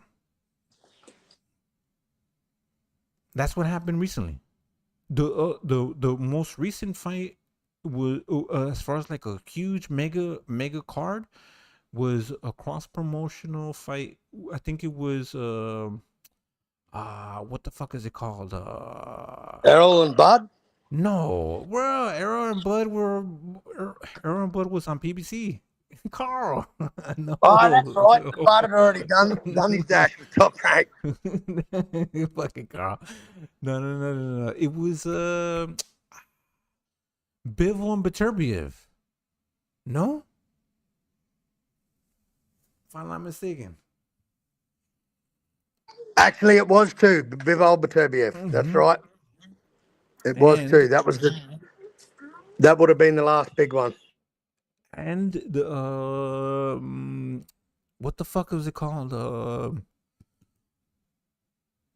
Tyson Fury and Usyk.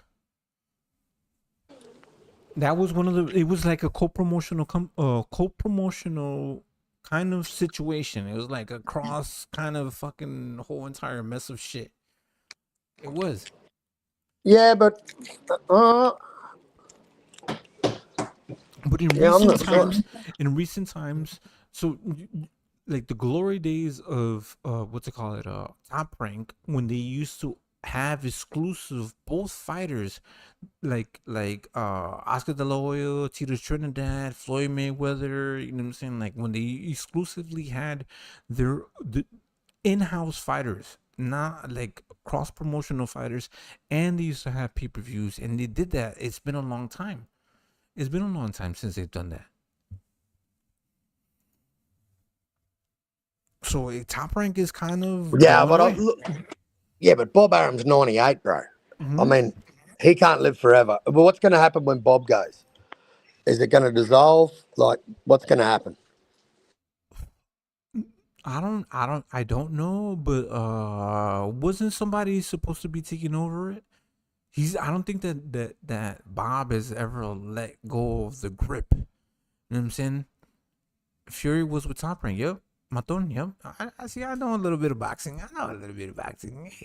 Fury was Frank Warren. No, Fury's he was with also with Top Rank. He was with Frank Warren and with Top Rank. Oh, when he was with MTK Global. Yeah. Yeah, right. So one of the things is, what was his? I think it's the son-in-law of Bob Arum's. I don't think that Bob Arum wants to lose the grip on the fucking kingdom. You know what I'm saying? He's still the motherfucker. You know what I'm saying? But rightfully so. He's sharp. He knows more about boxing than anybody else does. Yeah, but he's on his way out, bro. Like, he doesn't have the stars anymore. Who's he got? Who the fuck's at Top Rank now? Well, he has the young fighters, no? Who's he got? Who's he got? Keyshawn Davis? Oh, what a fucking tremendous fighter that is to have on your fucking roster. Hey, the dude comes in 4.3 pounds over, then headbutts a dude who beats his brother up.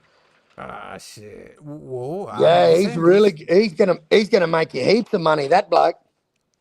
How much money did Bob lose on that? How much money did Bob lose on that? That was fucked up. That's fucked up. And who we got? Richard Torres Jr. Whoa! The new Butterbean. Give that cunt 4 rounders. He'll be the king of 4-round fights. Just put him in 4 rounders with cans. Mato, who else we have at Top Rank? Oh, they have El General. Don't they have Emiliano Vargas? Well, I hope so. I hope that, because that kid's good. I like Emiliano. He's one of my favourite fucking prospects to contenders. I like him. I like his style. I like everything about Emiliano. I think he's fucking deadly. And I think that him and his old man could be, like, if my eyes haven't failed me, I think they could be 2 of the best father-son combinations in boxing history, bro. Who? Emiliano Vargas and his father. Yeah, Fernando Vargas, yeah. Hold on. Hold it down, what's it called? Carl, I gotta go use the bath. All right, I got about 20 more minutes, bro, and I've got to dip. No worries. Tony Boss. But yeah, no, I'll hold it down. I'll take some questions from the chat. Boxing will be at a sad state after Canelo retires. It will be, matey. Fuck, that's what I'm saying, man. We do nothing but fucking slag on these guys, and I've been fucking critical. I've been guilty of it. But I'll tell you what, we're going to miss them when they're gone. Same with Crawford. We'll miss him when he's gone. We'll definitely miss him when he's gone.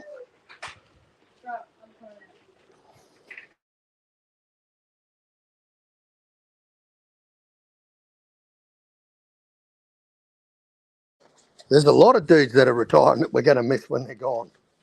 I think the heavyweight division's going to be all right. I like the fucking youth coming through that.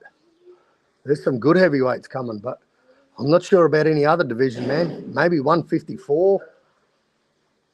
And maybe lightweight with these young fellas.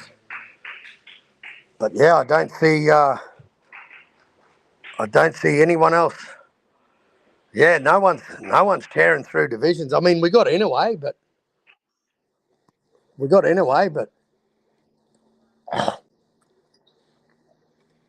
you know, I just don't see anyone beating that door down, man.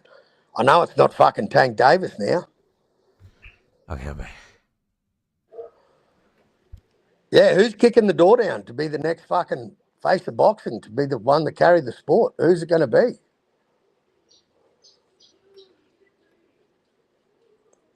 Yo, that's not the real boxing scientist, because that motherfucker knows better not to be coming over here. So don't entertain that clown. And I don't fuck with that weirdo ass motherfucker either. That's a straight fact. So. I don't even address them, cause I don't even address them. No, I'm just telling the people that are in the chat. Don't think that that's that weirdo. That's true. Yeah. But so right, and like you would think that Tank Tank had the potential to be like Well, Tank had a casual fan base, bro. The same thing Ryan Garcia's got. yeah, That's what yeah. they got. They got the casual fan base that believes that they fucking shit golden eggs. They lay gold bullion and they piss French champagne, bro. Not like, and they drink the Kool-Aid. They do. They drink the Kool-Aid. But even Tank fans are pulling up now, bro. They're going, oh, hang on a minute. And you know what? One thing with these casual fans, bro, when these dudes take a L, they drop it like it's hot, man. They just that almighty O. Once that almighty O is gone, that's what this generation's got to work out. That the O does taking a loss doesn't define your career, but Tank it does. At this stage of Tank's career, he loses now. He's done. His stock drops like fucking hot potatoes, mate. No one's going to want to watch him. And Because let's be Carl, real, he's been at lightweight for 5 years, and he's an email champion. He's never fought a legitimate champion at 135. He's been there 5 years, bro. and Carl, let me tell you this. Let me tell you this. See, this is the thing. While Tank still holds his O, everybody knows, even his fans know he lost. Like, they know this motherfucker lost. You know what I'm saying? They know it. Like, morally, they've been defeated. They know that he needs to fucking come back. Roach exposed him. Roach exposed him for, like... He did. With a bit of footwork. Yeah, a bit of footwork and a bit of staying in boxing. the pocket. And boxing, a bit of feinting. Yeah. And, made him look really fucking second hand. And Tanks, they're talking about this rematch, but, mate, Lamont Roach might be just that dude that's just got your number. Yeah. You know? He might just be that dude that you'll fight him 100 times and you'll lose 100 times. But we know he would never fight anyone on a level playing field, bro. Like, to me, that's suspect as fuck when you got to throw all these stipulations on fighters. That's weak as piss, mate. Weak as piss.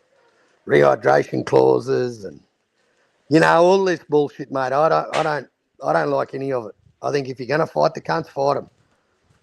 If they can't make weight, then get off the piss or get off the pot. Fucking simple. I'm just not disappointed in Tank, mate. I thought Tank could have been a fucking someone that people could look up to, but he's not that guy, man. Fucking Tank's a fucking waste of space. Waste of time even talking about him. So look, and Carl, I think about it, right? If Tank would have took those steps, if he would have fought Lomachenko, if he would have fought Devin Haney, if he would have fought Teal, if he would have fought Ryan, those would have prepared him for a great career. Even fighting those guys, win, lose, or draw, you would still be respected.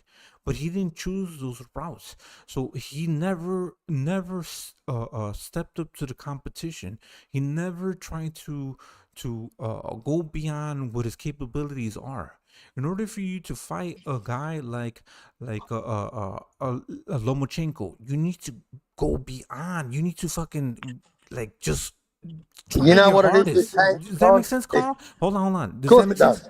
Like, you need to fucking like fucking. I need to train the hardest. I need to fucking sweat. I need to fucking just be the best that I can be. But no, he fought comfortable fights where he never needed to challenge himself. So all the time he never needed to challenge himself. He just stayed complacent and stayed just like he never reached above where he needed to be. In order for you to fight Lomachenko, you need to fucking strive and work harder and be the best that you could ever be. Never did that. He never did that and tried to compete even amongst his peers, which were Haney, Teal. He fought Ryan, but who the fuck gives a fuck about that? But do you get what I'm saying? He never fought those guys that he needed to fight in order for him to reach the biggest point. You know what I'm saying? Like, yeah, you can do 80 push-ups easily, but can you do 200 and reach that moment? And you know what I'm saying? Yeah, totally. But Tank has always been risk versus reward, bro. That's the type of fighter he is. When he beat Pedraza, I thought, well, here we go. I think that's his best win, bro, Pedraza. Yeah. I still think that's his best win. What was that, 2017? I don't even know when that was, bro. But that's how much of a disappointment he's been since. Like he just doesn't test. You got to test yourself against the best in the world, bro. Exactly. That's what it's all about on a level playing field. Like this A side, B side, fucking, like whatever. Yeah, Fucking, he had every single situation to his benefit. Not bro, the referee, for fuck's sake, when he took a knee and got a towel and wiped his eyes in the middle of a round. Like, what are we talking about here? The dude gets preferential treatment by everyone. It's all set up that way, bro. Obviously, the last fight showed us that, man. Tank lost that fight. yeah, We all it was know clear. it. We all knew what we seen. Yeah, it was No way in the world did Tank win that fucking fight, man. So in my opinion, in Carl, Or draw. Sorry, draw. a draw. Well, a draw is a loss when you're fighting the A side. A draw is a loss, right? Like if you're the A side and you get a draw, you lost technically. It just it just made sure that you didn't lose, right? But so this is the thing. So shouldn't Roach fucking sue them, like overturn the outcome? Like Yeah, but that's never happened, man. Like on them terms, it's got to be a drug cheat to be overturned. Look at Munguia. Munguia's fight. Munguia will be overturned against the Frenchman. Yeah, that's another thing. Yeah, right. So I'm not going to avoid that, right? Munguia, that's wild. Munguia is wild. I can't believe that he needed. I can't believe he needed to be on the juice to beat a fucking French pastry chef, bro. That's crazy. That blows me out. Bruno Sriracha. You gotta juice up to fight the fucking Frenchman. Fuck me, man. Like, yeah, that was crazy. I didn't see that coming. But yeah, he should be banned. Everyone who's fucking ban him. Now, do you believe that? Do you believe that it was Canelo's team that was helping with that situation, or do you think that? You know what? I'll tell you what. I'll tell you one thing, Kozzie. One thing I know is that when you're when you're training a fighter, right, and you see him not on the juice, and you see him going in there for 3 minutes and doing some sparring, and then when they're juiced to the gills and they're fucking competing like robots and not like humans, they've got this extra mile left in them. That's when, as a coach, you notice that shit, bro. There's no denying that you notice it. You know if someone's fucking juicing or not in your camp. Whether or not Eddie had anything to do with it, mate, that's not for me to say. But the fact that do I think Eddie would have known? Well, I think all trainers would know if their fighters are on the juice, bro. I think every trainer would know, because especially after being with someone for a certain amount of time, you'd know if your guy's on the juice, bro. Yeah, well. So what you said is dealing with somebody, but so Eddie Reynoso was this was his only fight camp with him. This was the only, it's not like he was with him for like multiple fight camps, and he knew the difference between, his like you said, right? If one day you were training him for, like, let's say one camp, and then at one camp, he was sluggish and didn't have the same energy, and then at the second camp, now he's on the shit, and now he's fucking turbo boosting. That's like when you an know. animal. Now you know, right? Yeah, that's right. So he came in already, maybe doing whatever he was doing. I don't know. I do not know any other situation or anything like that.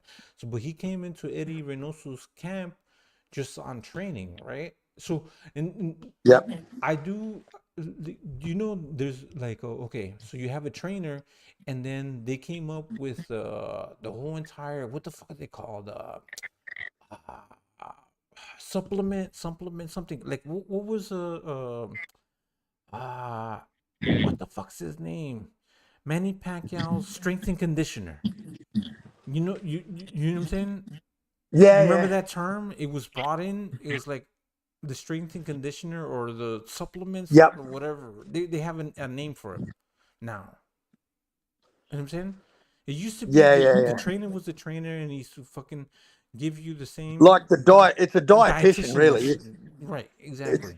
Now they have it's a dietitian. It's like a separate thing. It's like the trainer is the trainer, and then you have a dietitian, a supplement. Like they supplement, they do all this fucking shit, and Well, sports is a science, you know. Like the human Alex body is Ariza. now being studied for, you know, to the nth degree. Like it's never been studied before, bro. We've got more data on the human body than we've ever had.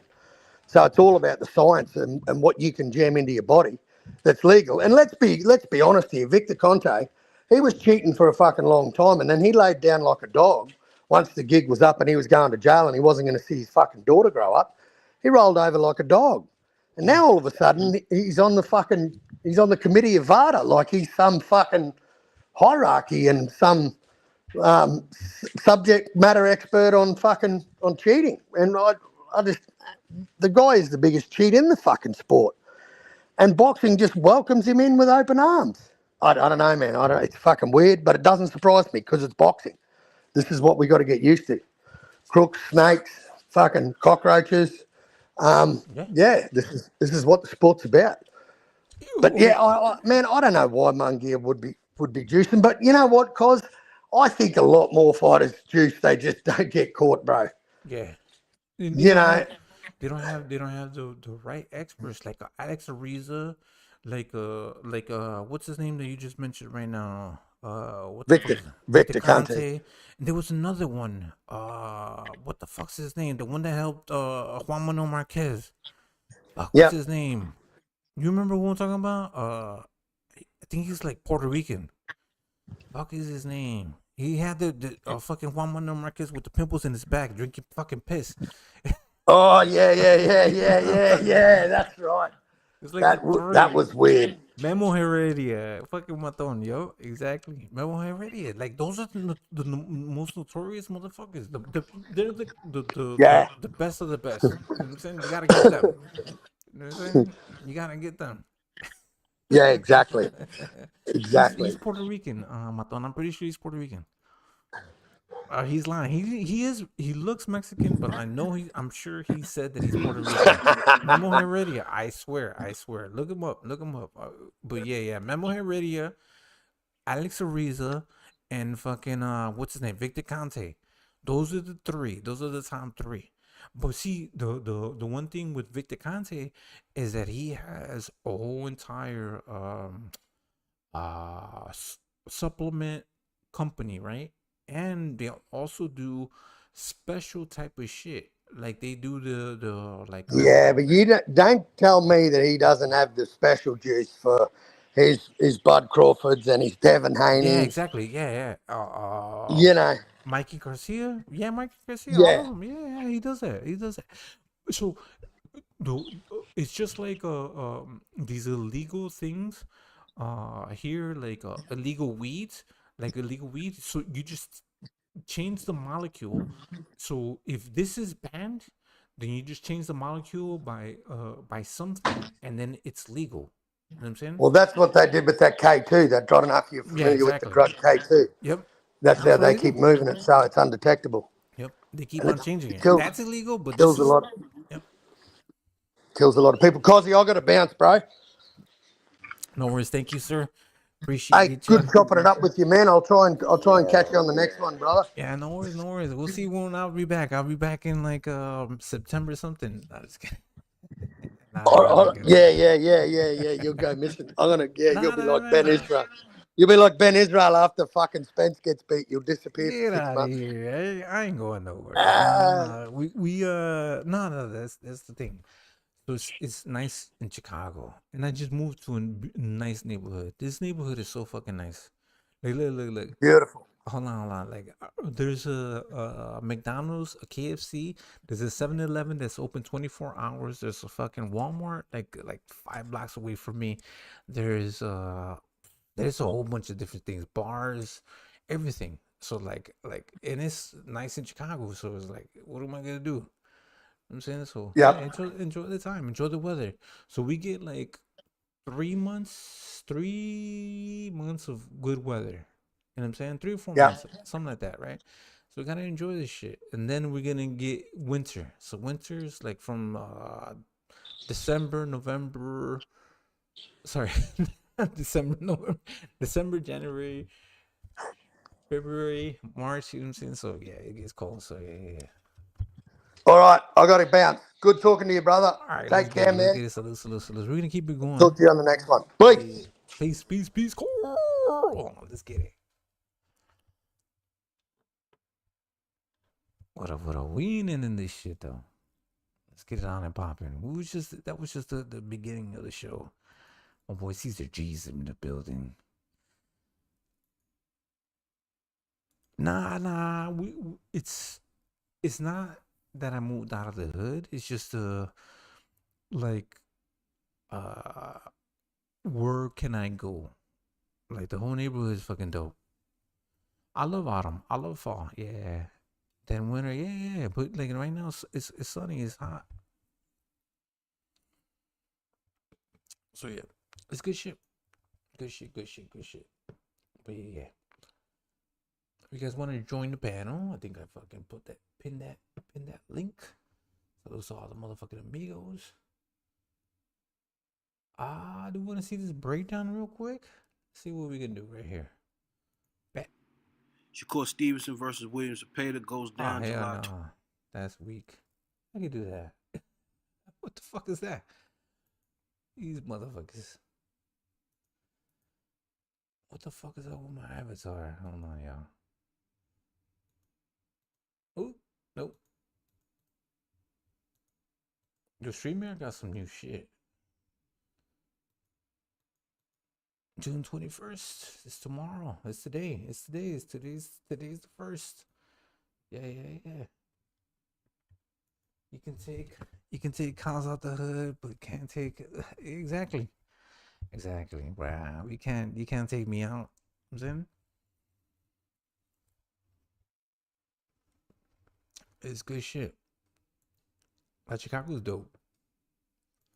We got all these protests. We got all these wars. There's a whole bunch of shit that's going on right now. There's a whole bunch of shit that's going on right now in the world in general, right? So I do pay attention to all that shit, like the motherfucking the war and the war with Israel and Iran. That shit's fucking crazy. You know what I'm saying? I don't know if I should buy a bunker. Run. That's crazy. So what y'all think? What y'all think? What's the word? Let me try to get a match going real quick. Let's see how y'all feel though. All right. What else do I think? Yeah, that was a good conversation with Carl, right? I think that once Maton, I don't think he's taken us to war. I think that he's been reluctant to strike on Iran. Because you know what they would use? Oh shit. Let's see if we can do this real quick. Fuck. Ooh, bro. Let me show y'all this. One second, y'all. Bro, the shit that they have. Okay, so it would be simple. I think that he's not actually trying to get involved with this shit. Because what they would use is something that would be simple, and it would basically just disrupt the whole entire world, the whole entire war. I don't even know if it's a war, right? So this is what they have.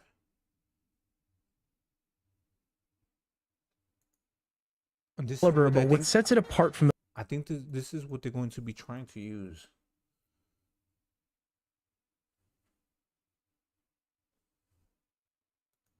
Right? Here we go, boys. Back to the old days. Here we go. Watch this shit. There are different bunker buster bombs of different caliber, but what sets it apart from the rest is this GBU-57, which is typically delivered by the B-2. So this is what they're going to be trying to use. So I think if the U.S.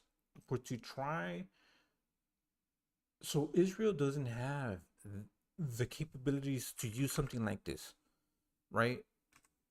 Either the missile or the delivery system. So the delivery system, yeah, we got protests out here. Yeah, I don't participate. So my opinions are my opinions. So I'm either or. I'm indifferent. So I don't try to say like, oh, I'm for this or pro this, or I just see things as neutral. I try to be as realistic as possible. So here we go. Is this GBU 57, which is typically delivered by the B-2 Spirit. So this is what they would need to use in order to, what they're trying to say right now. They're trying to say that in order to stop Iran, is they would have to destroy their nuclear what is the fuck is it called? It's their refineries, right? They're trying to create atom bombs, basically. And the way that they're building them is underground. And in order to fucking attack them, you have Stealth to do bomber. something like this. Due to the bomb's large size and weight, the aircraft can carry only 2 of these weapons in its bomb bay compartments. While it lacks thrusters, the weapon is equipped with 4 active lattice fins and a precision guidance system that enables it to glide. This shit is fucking crazy. The way they break down this whole entire fucking thing is insane. So, shout out to AI Telly. Accurately to its target using military-grade GPS. Constructed from a specially designed high-performance steel alloy, using its weight when falling under gravity to penetrate. So this motherfucker barrels down 200 feet through concrete. Or dig itself up to 200 feet of underground soil or concrete. We'll also look into the difference between the massive ordnance penetrator and the mother of all bombs with step-by-step process of how they work, all in the video ahead. To give you an idea of the varying levels of penetration capability among different... That shit is nuts. So Israel doesn't have this shit, right? So it would take the United States for us to get involved and then to deliver this. Because you don't have the plane to actually deliver this shit. To fly over Iran and then just drop that shit into the mountains where they have the fucking, their uranium, what is it? I forgot what the fuck it's called. Well, they're trying to, they're mining uranium and they're also doing something else. They're making it stronger. I forgot what the fuck the term is. Bunker buster bombs. Let's compare a few examples. First, we have the BLU-109, also pronounced blue. It is a 2,000-pound or bomb developed in the 1970s. This weapon is capable of penetrating approximately 1.8 meters or about 5 feet of reinforced concrete. Next, we move on to the GBU-28, which is equipped with a laser-guided system at its front. This bomb can penetrate to a depth of nearly 6 meters, equivalent to roughly 20 feet, which is as tall as a 2-story building. Crazy. Just go straight down. Now watch this. However, neither of these compares to the massive capabilities of the GBU-57, also known as the Massive Ordnance Penetrator. It can penetrate over 60 meters into the ground, around 200 feet. Look at that shit. Put that in perspective, this depth is comparable to the height of a 20-story building, depending on the floor. So that's what Israel would need to use in order to penetrate Iran's, what the fuck? I just said the fucking word, right? So wherever they're building their uranium facilities, or I forgot the fuck the word is, but yeah, in order for them to do that, they would need this bomb, and they would need the aircraft in order to penetrate that shit and drill all the way down. So once it gets to 200 feet, it actually explodes. It doesn't just explode once it hits there. It explodes once it hits like 200 feet. Or heights. It's called a bunker buster missile, something like that. Examples demonstrate the significant advancements and differences in penetration levels among these specialized weapons. Let's put an average human here against this weapon, which is 20.5 feet long, giving it a streamlined aerodynamic shape that is crucial for stability and precision. With a diameter of 31.5 inches and weighing an incredible 30,000 pounds, translating to approximately 14,000 kilograms, it utilizes its massive weight to generate the kinetic energy required for deep penetration. This heavy, compact design enables it to break through over 200 feet of reinforced concrete, making it one of the most effective bunker-busting munitions in the world. Let's take a look at the parts of this weapon. That's insane. So, only the US has the capabilities to deliver this shit. So that's the thing where what they're trying to say with the US is Trump or the United States willing to I guess allow Israel to use the aircraft and this bomb for Israel, because like I guess Trump is saying that he's not going to get involved, but he does protect Israel. So this is what's going to be happening, no? The most important part is the body casing made of hardened ferrocobalt alloy to withstand impact. Interestingly, the body comprises more than 80% of the bomb's total weight. Inside this cover, you will find the following components. At the front is the nose fuse well, all of which are joined by a fuse conduit. Sandwiched within this rod is the explosive-filled 5,000-pound warhead, which translates to approximately 2,267 kilograms. This conduit then connects to a tail fuse, which, interestingly, is the main detonator and is crucial for delayed action. Moving to the back, nestled inside the Oh, this motherfucker breaks down these fucking missiles like crazy. Not just this, but like other different types of war equipment, I guess. tail, we discover the intricacies of its guidance system. Here, the inertial guidance kit collaborates. So that's it. This is the only, I think it's the only plane that they can use in order to successfully drop this fucking beast. It's a 30,000 ton fucking missile, 20 feet tall. Collaborates seamlessly with the military-grade global positioning unit, ensuring precise navigation towards its intended target.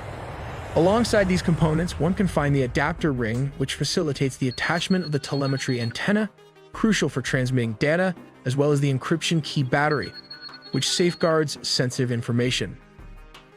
Venturing deeper into its structure, we encounter the thermal batteries vital for powering the system and the composite fins strategically positioned to aid in directing the missile towards its objective.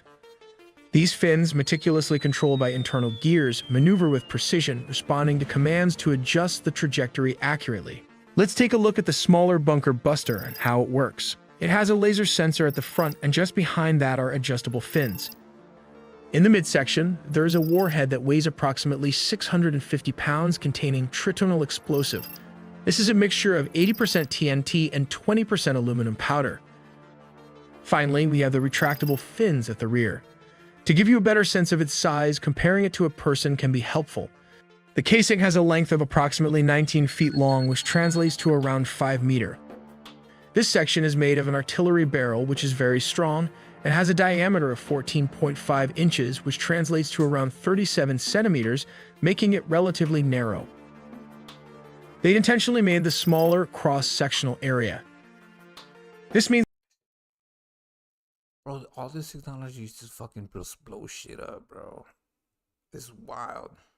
Bro, this is nuts. the bomb displaces less material, whether earth or concrete, as it penetrates layers of reinforced bunkers or building.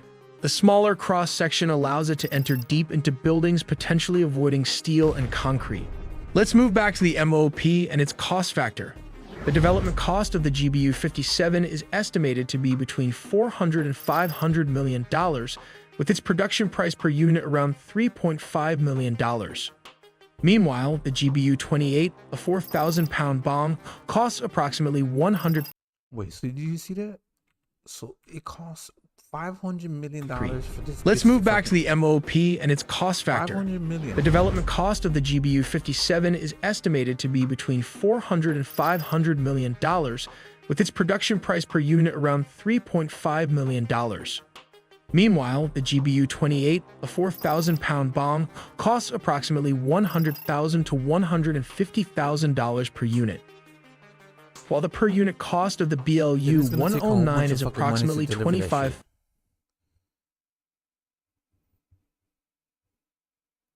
Yeah, Maton, yeah. All this shit's fucking available for everybody. This is just so yeah, this information is available. Yeah, of course. $1,000 to $84,000 for each JDAM kit. Let's take a look at how this works.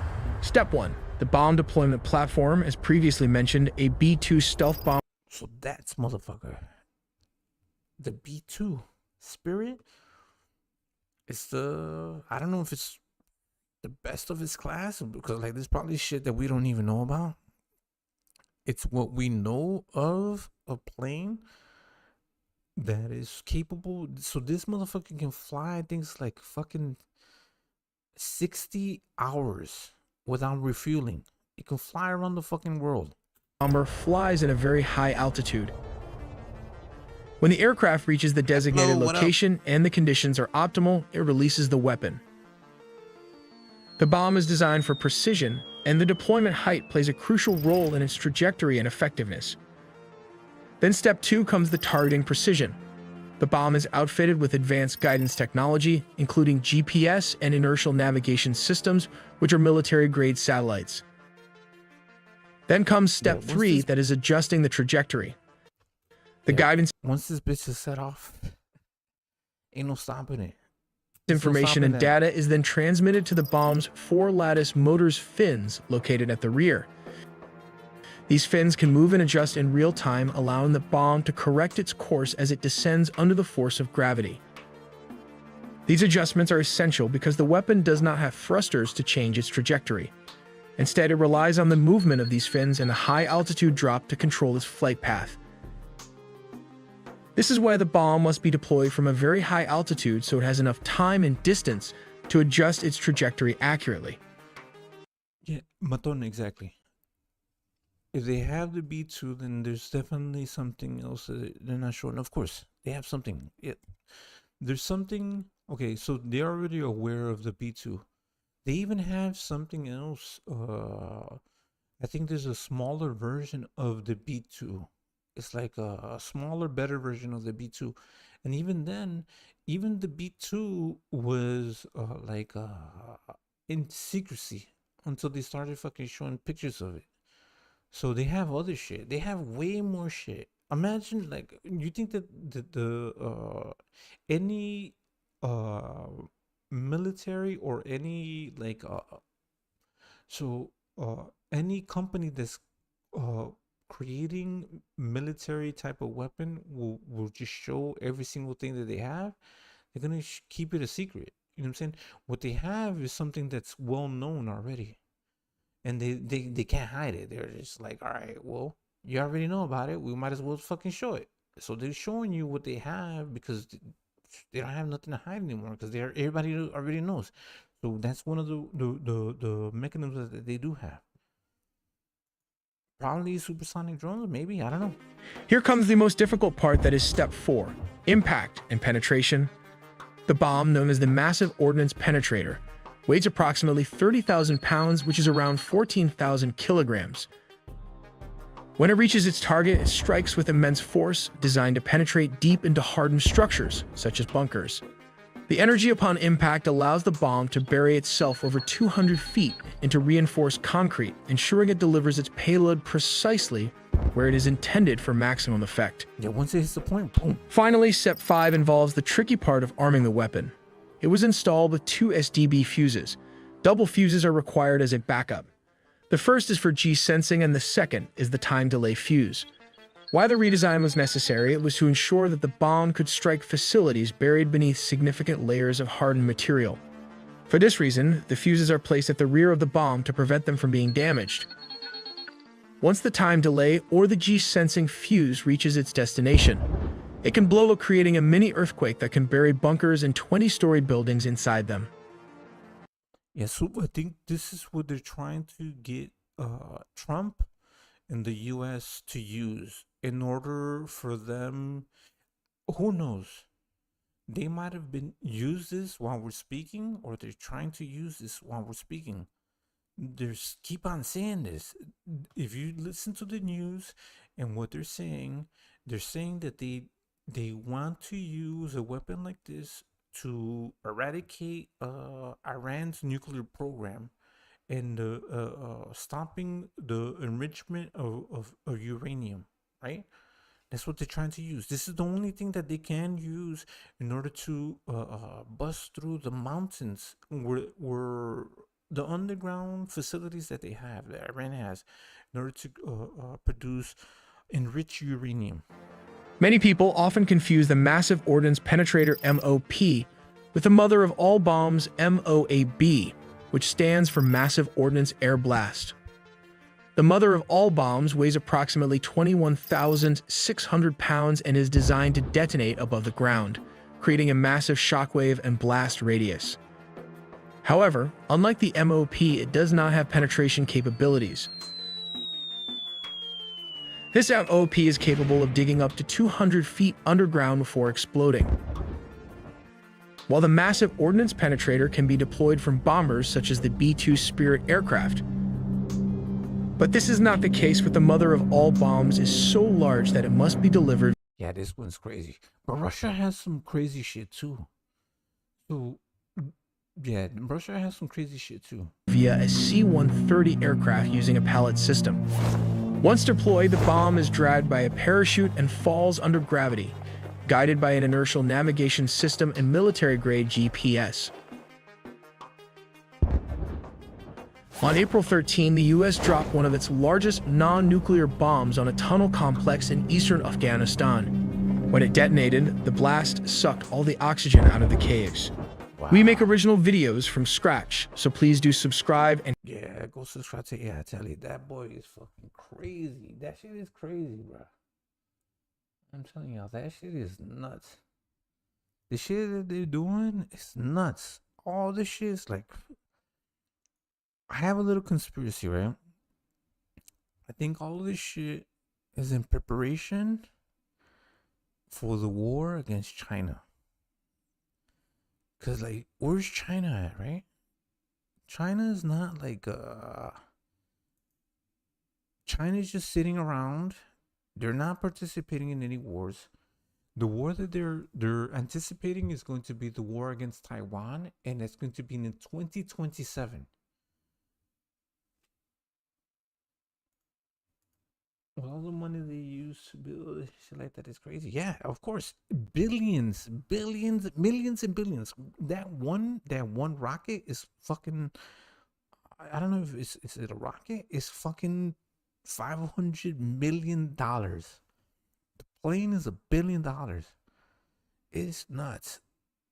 So yeah, that's crazy. Yo, you guys got wrenches. You guys have absolute power to fucking boot TBS's fucking weirdo ass. That's not TBS. That weirdo knows not to be coming around here. The little troll. He's got a little trolls. You still alive? Fucker. Hold on. My boy got some crazy fucking shit though. Yeah, it's just wild. This shit's fucking gonna be crazy. Did you guys see this? What happened in Russia? Mechanism can be manually triggered.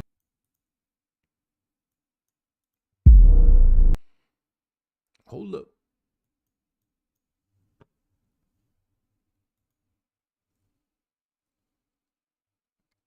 Oh yeah, Hablo, that was your bestie. That was your best friend. Hablo, you still there? Hold on. See, Hablo's still there. Let me see Hablo in a long ass time. What up, Hablo, yo.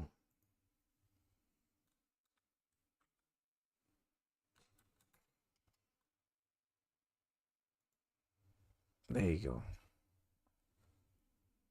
That was your bestie. You used to be on this panel all the time. Remember that? What happened to your boy?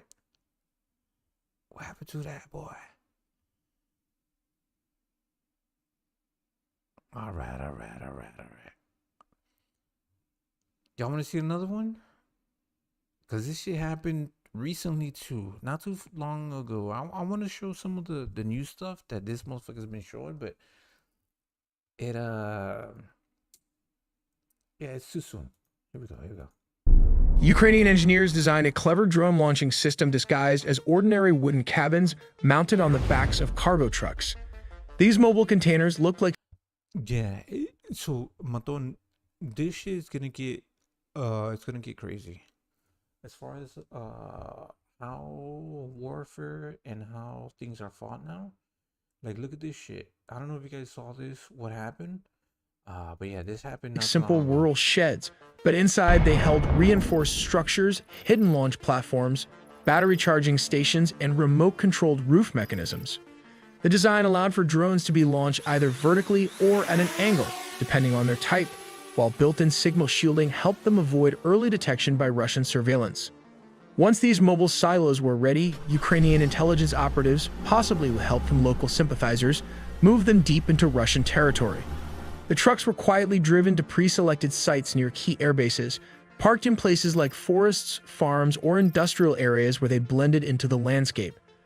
They remained dormant for days or even weeks, with drones preloaded, charged, and waiting for the command to strike. When the time came, encrypted activation signals were sent remotely. The roofs of the containers slid open and the drones lifted off, some vertically, others using ramps or compressed air launch systems for a silent when start. it happened? This happened not so long ago. So I think Ukraine, they used this, the exact same thing. So the whole trucks, trailers, released drones. Bro, it was Because the wild. launch sites were positioned just a few kilometers around 2 miles from their targets, the drones were able to reach their objectives quickly, leaving little time for Russian defenses to react. Operators guided them in real time using live video feeds, steering the drones with precision toward parked aircraft, fuel depots, and radar installations. Many of the drones carried high explosive or shape-charged warheads designed to pierce aircraft fuselages or ignite fuel stores. Some exploded on impact, while others used delayed fuses to cause maximum damage after reaching their targets. The operation was more than just a tactical win. You see that? Caesar G. So Ukraine, they pushed these trucks close enough to Russian, like it was where they had all the planes, like some of the big planes. I seen a video where the drone bug flew into a person and blew up in their foreheads, killing the a bug, yeah. Might be small, yeah. But this one, they went after like some of Russia's like big planes. I don't know what planes they had exactly, but they like took down like 40 planes, something like that. Like some big planes, like some bombers. I don't know exactly what they were. It highlighted the growing sophistication of drone warfare and Ukraine's ability to strike deep inside Russian territory. In total, 117 drones were launched in a highly coordinated attack that hit at least 5 major air bases. Among the targets were strategic bombers, including aircraft Russia no longer strategic bombers manufactures, making their loss even more significant. These are the area where Ukraine struck 34% of Russia's strategic bomber fleet. Ukraine targeted strategic nuclear bombers at the Belaya Air Base in Siberia. Other key military installations also came under attack, including the Ivanovo Air Base northeast of Moscow and the Dyagilevo Air Base south of the capital. A massive explosion rocked the Arctic city of Severomorsk, home to Russia's largest fleet of nuclear submarines. Ukraine also struck the Olenya Guba naval base in the Murmansk region. Reaching as far as Siberia, the operation inflicted... So they sat around, they fucking sent this shit out. They sent out these fucking big ass trucks throughout entire Russia and did all this shit. That shit's wild, bro. Patience. Motherfuckers are patient as fuck. They waited till the exact same day and then just let this shit off. Because if you were to let one off like 1 day or 2 days, and then we start looking around and start trying to figure these things out, so they let it off all in 1 day.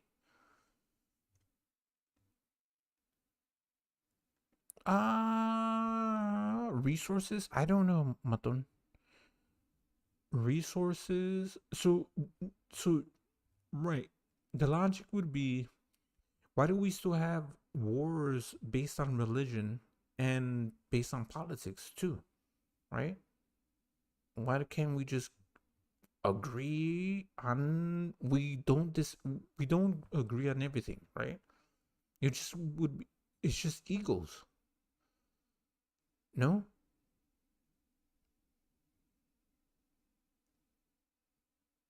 Why do we have these conflicts? Why can't people get along? It's 2025. Right? Like, yeah, you don't, so you live there, I live here. Who cares? Like, so it's hard to explain. It's hard to explain. I don't get it, right? Live and let live. Live and let live. You know, you believe in Allah, or you believe in this, you believe in that. I don't, like, for me, believe in whatever you believe in. Be happy. You know what I'm saying? Be happy. Be a happy person.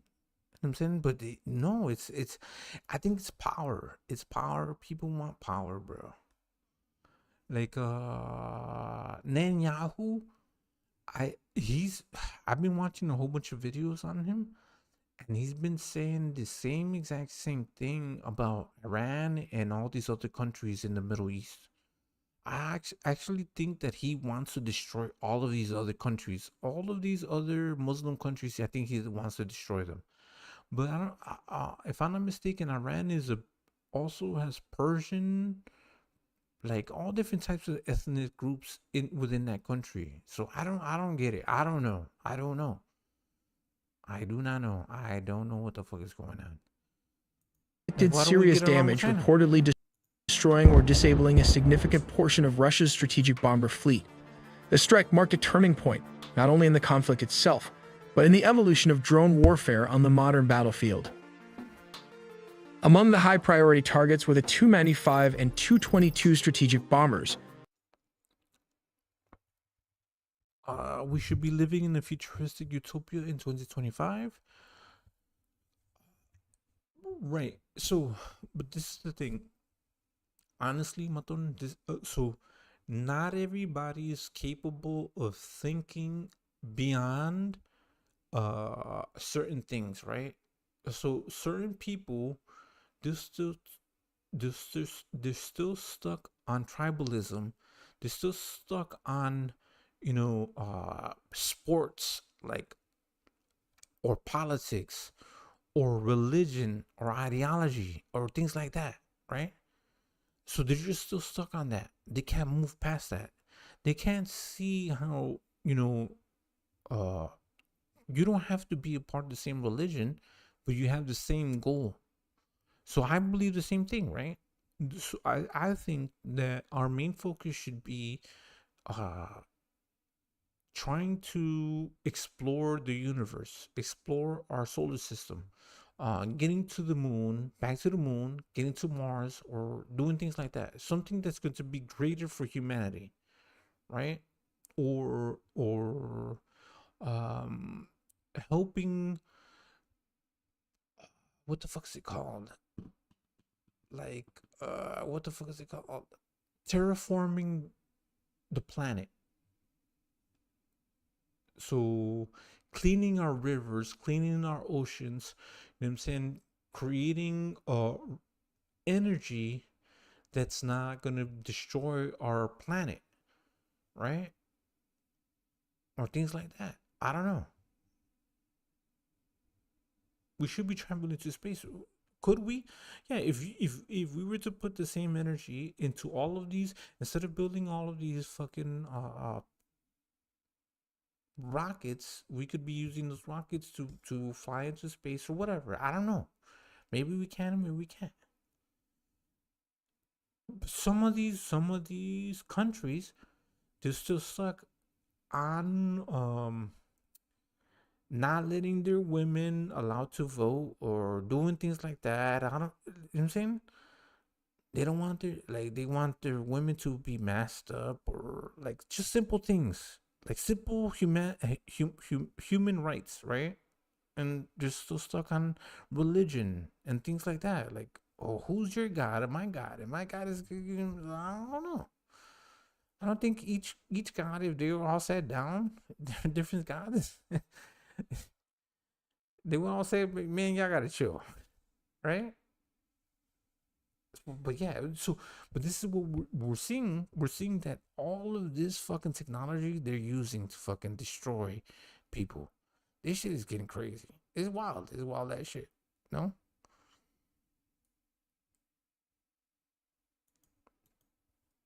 I do agree. But so who's going to be doing it? The only person would be Elon Musk, no? Elon Musk is the only one that is trying to put. So there's Elon Musk.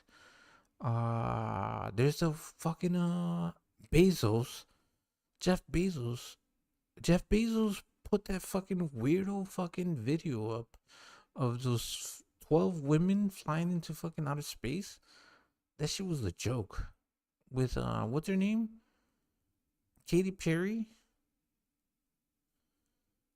Who the fuck wants them to be fucking in charge of fucking space exploration? Celebrities and all women? Yeah, so okay. If all of the countries that have nuclear weapons, you would have India, Pakistan, England, France, United States, Israel. Who else am I missing? Did I mention them all? I think that's it, right? Wait. There's like eight of them, right? If they all were to focus on fucking creating a space station, right now it's only U.S. and Russia. But if you get India and all the rest of the fucking countries to create a proper fucking space station, and then not just a space station, but a space station where you can launch all the fucking shit. I don't even fucking know, bro. Yeah, but this is what we're dealing with. It's fucking more war and all of these fucking countries going to war. This is what's happening. But in 2027, it's gonna be crazy. 2027 is when China's going to be stepping foot into the world war of wars. G, I'm telling you. Did you see that shit? Did you see what the fuck is the name? Jeff Bezos with Katy Perry? That was a music video. 12 minutes into fucking outer space. Get out of here.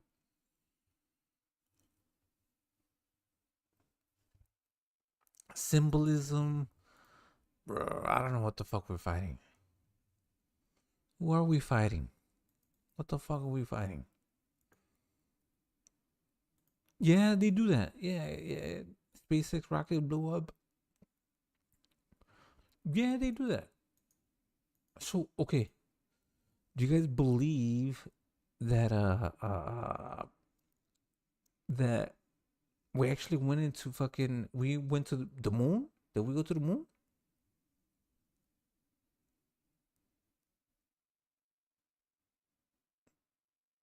Yeah, that was dope too. I like shit like that. It's like the it's like a moral thing, right? Like, yeah, you motherfuckers had all this power, and there is. I think that there are rich people, whether they're creating bunkers or they're creating shit for them to escape all of their shit, right? Because they're rich enough in order for them to get getaway. And if you look, I think that there's been a whole bunch of rich people that are creating bunkers, nuclear bunkers and shit like that. They're just prepared for this shit. They have the money to do it. So all that shit. What was I gonna show y'all? Hold on. Hold up. Wait a minute.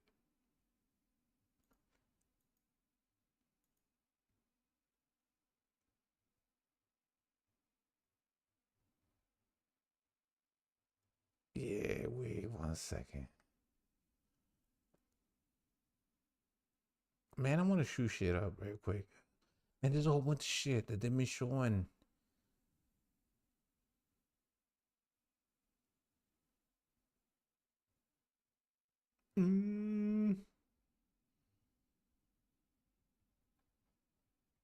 Yeah, so you guys think that we actually went to the moon or no? Did we go to the moon?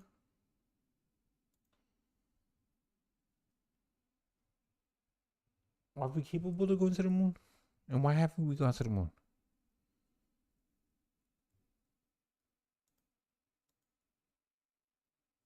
Wait.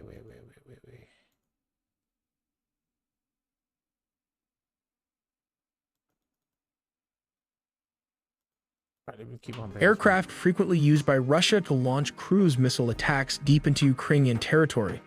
The A-50 airborne early warning and control aircraft, vital for coordinating Russian air operations and detecting incoming threats, were also targeted. According to Ukrainian sources, the impact of the strike was substantial. More than 40 aircraft were reportedly hit.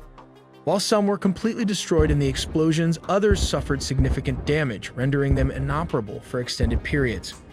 There are reports suggesting that Ukraine may have been using fiber optic control systems, which are immune to electronic warfare jamming. At the front of the drone is a camera with an RPG warhead positioned just below it. The warhead is flanked by 2 batteries located here and 4 propellers. However, the drone has a downside. The added weight with the fiber optic reduces its flight time to just 15 to 20 minutes, and its range is limited to only 1 mile or less. This when compared to a standard drone without fiber optic, it travels more than 5 miles, which translates to around 10 kilometers.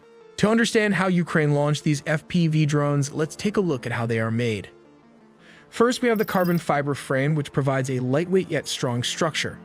The frame is designed to withstand the stresses of high-speed flight and collisions. Next, you'll notice the 4 propellers, each connected to its corresponding motor. These propellers are strategically designed with opposite angles to ensure smooth and balanced flight. This counter-rotation helps the drone maintain stability and agility. Yes, see, I think that this is going to be the way that warfare is going to be fought. Drones, rockets, planes. I don't think that you're going to be seeing like boots on the ground or any like tanks or things like that. Like you think that because like Iran has one of the, I think, the most people in the military. I think, is it Pakistan or Iran? It's like 2 countries. As far as like how many people they have in military and tanks and things like that, but they're not using tanks. They're not using anything like that. All they're using is fucking drones, missiles, and aircraft. They're not doing anything like that. Right. Okay. We're gonna end this one. I'm gonna be back in a few. Let's see what's going on real quick. I'll be right back. I want to shoot some shit up, so I'll be back. I'll be right back. Let's get it.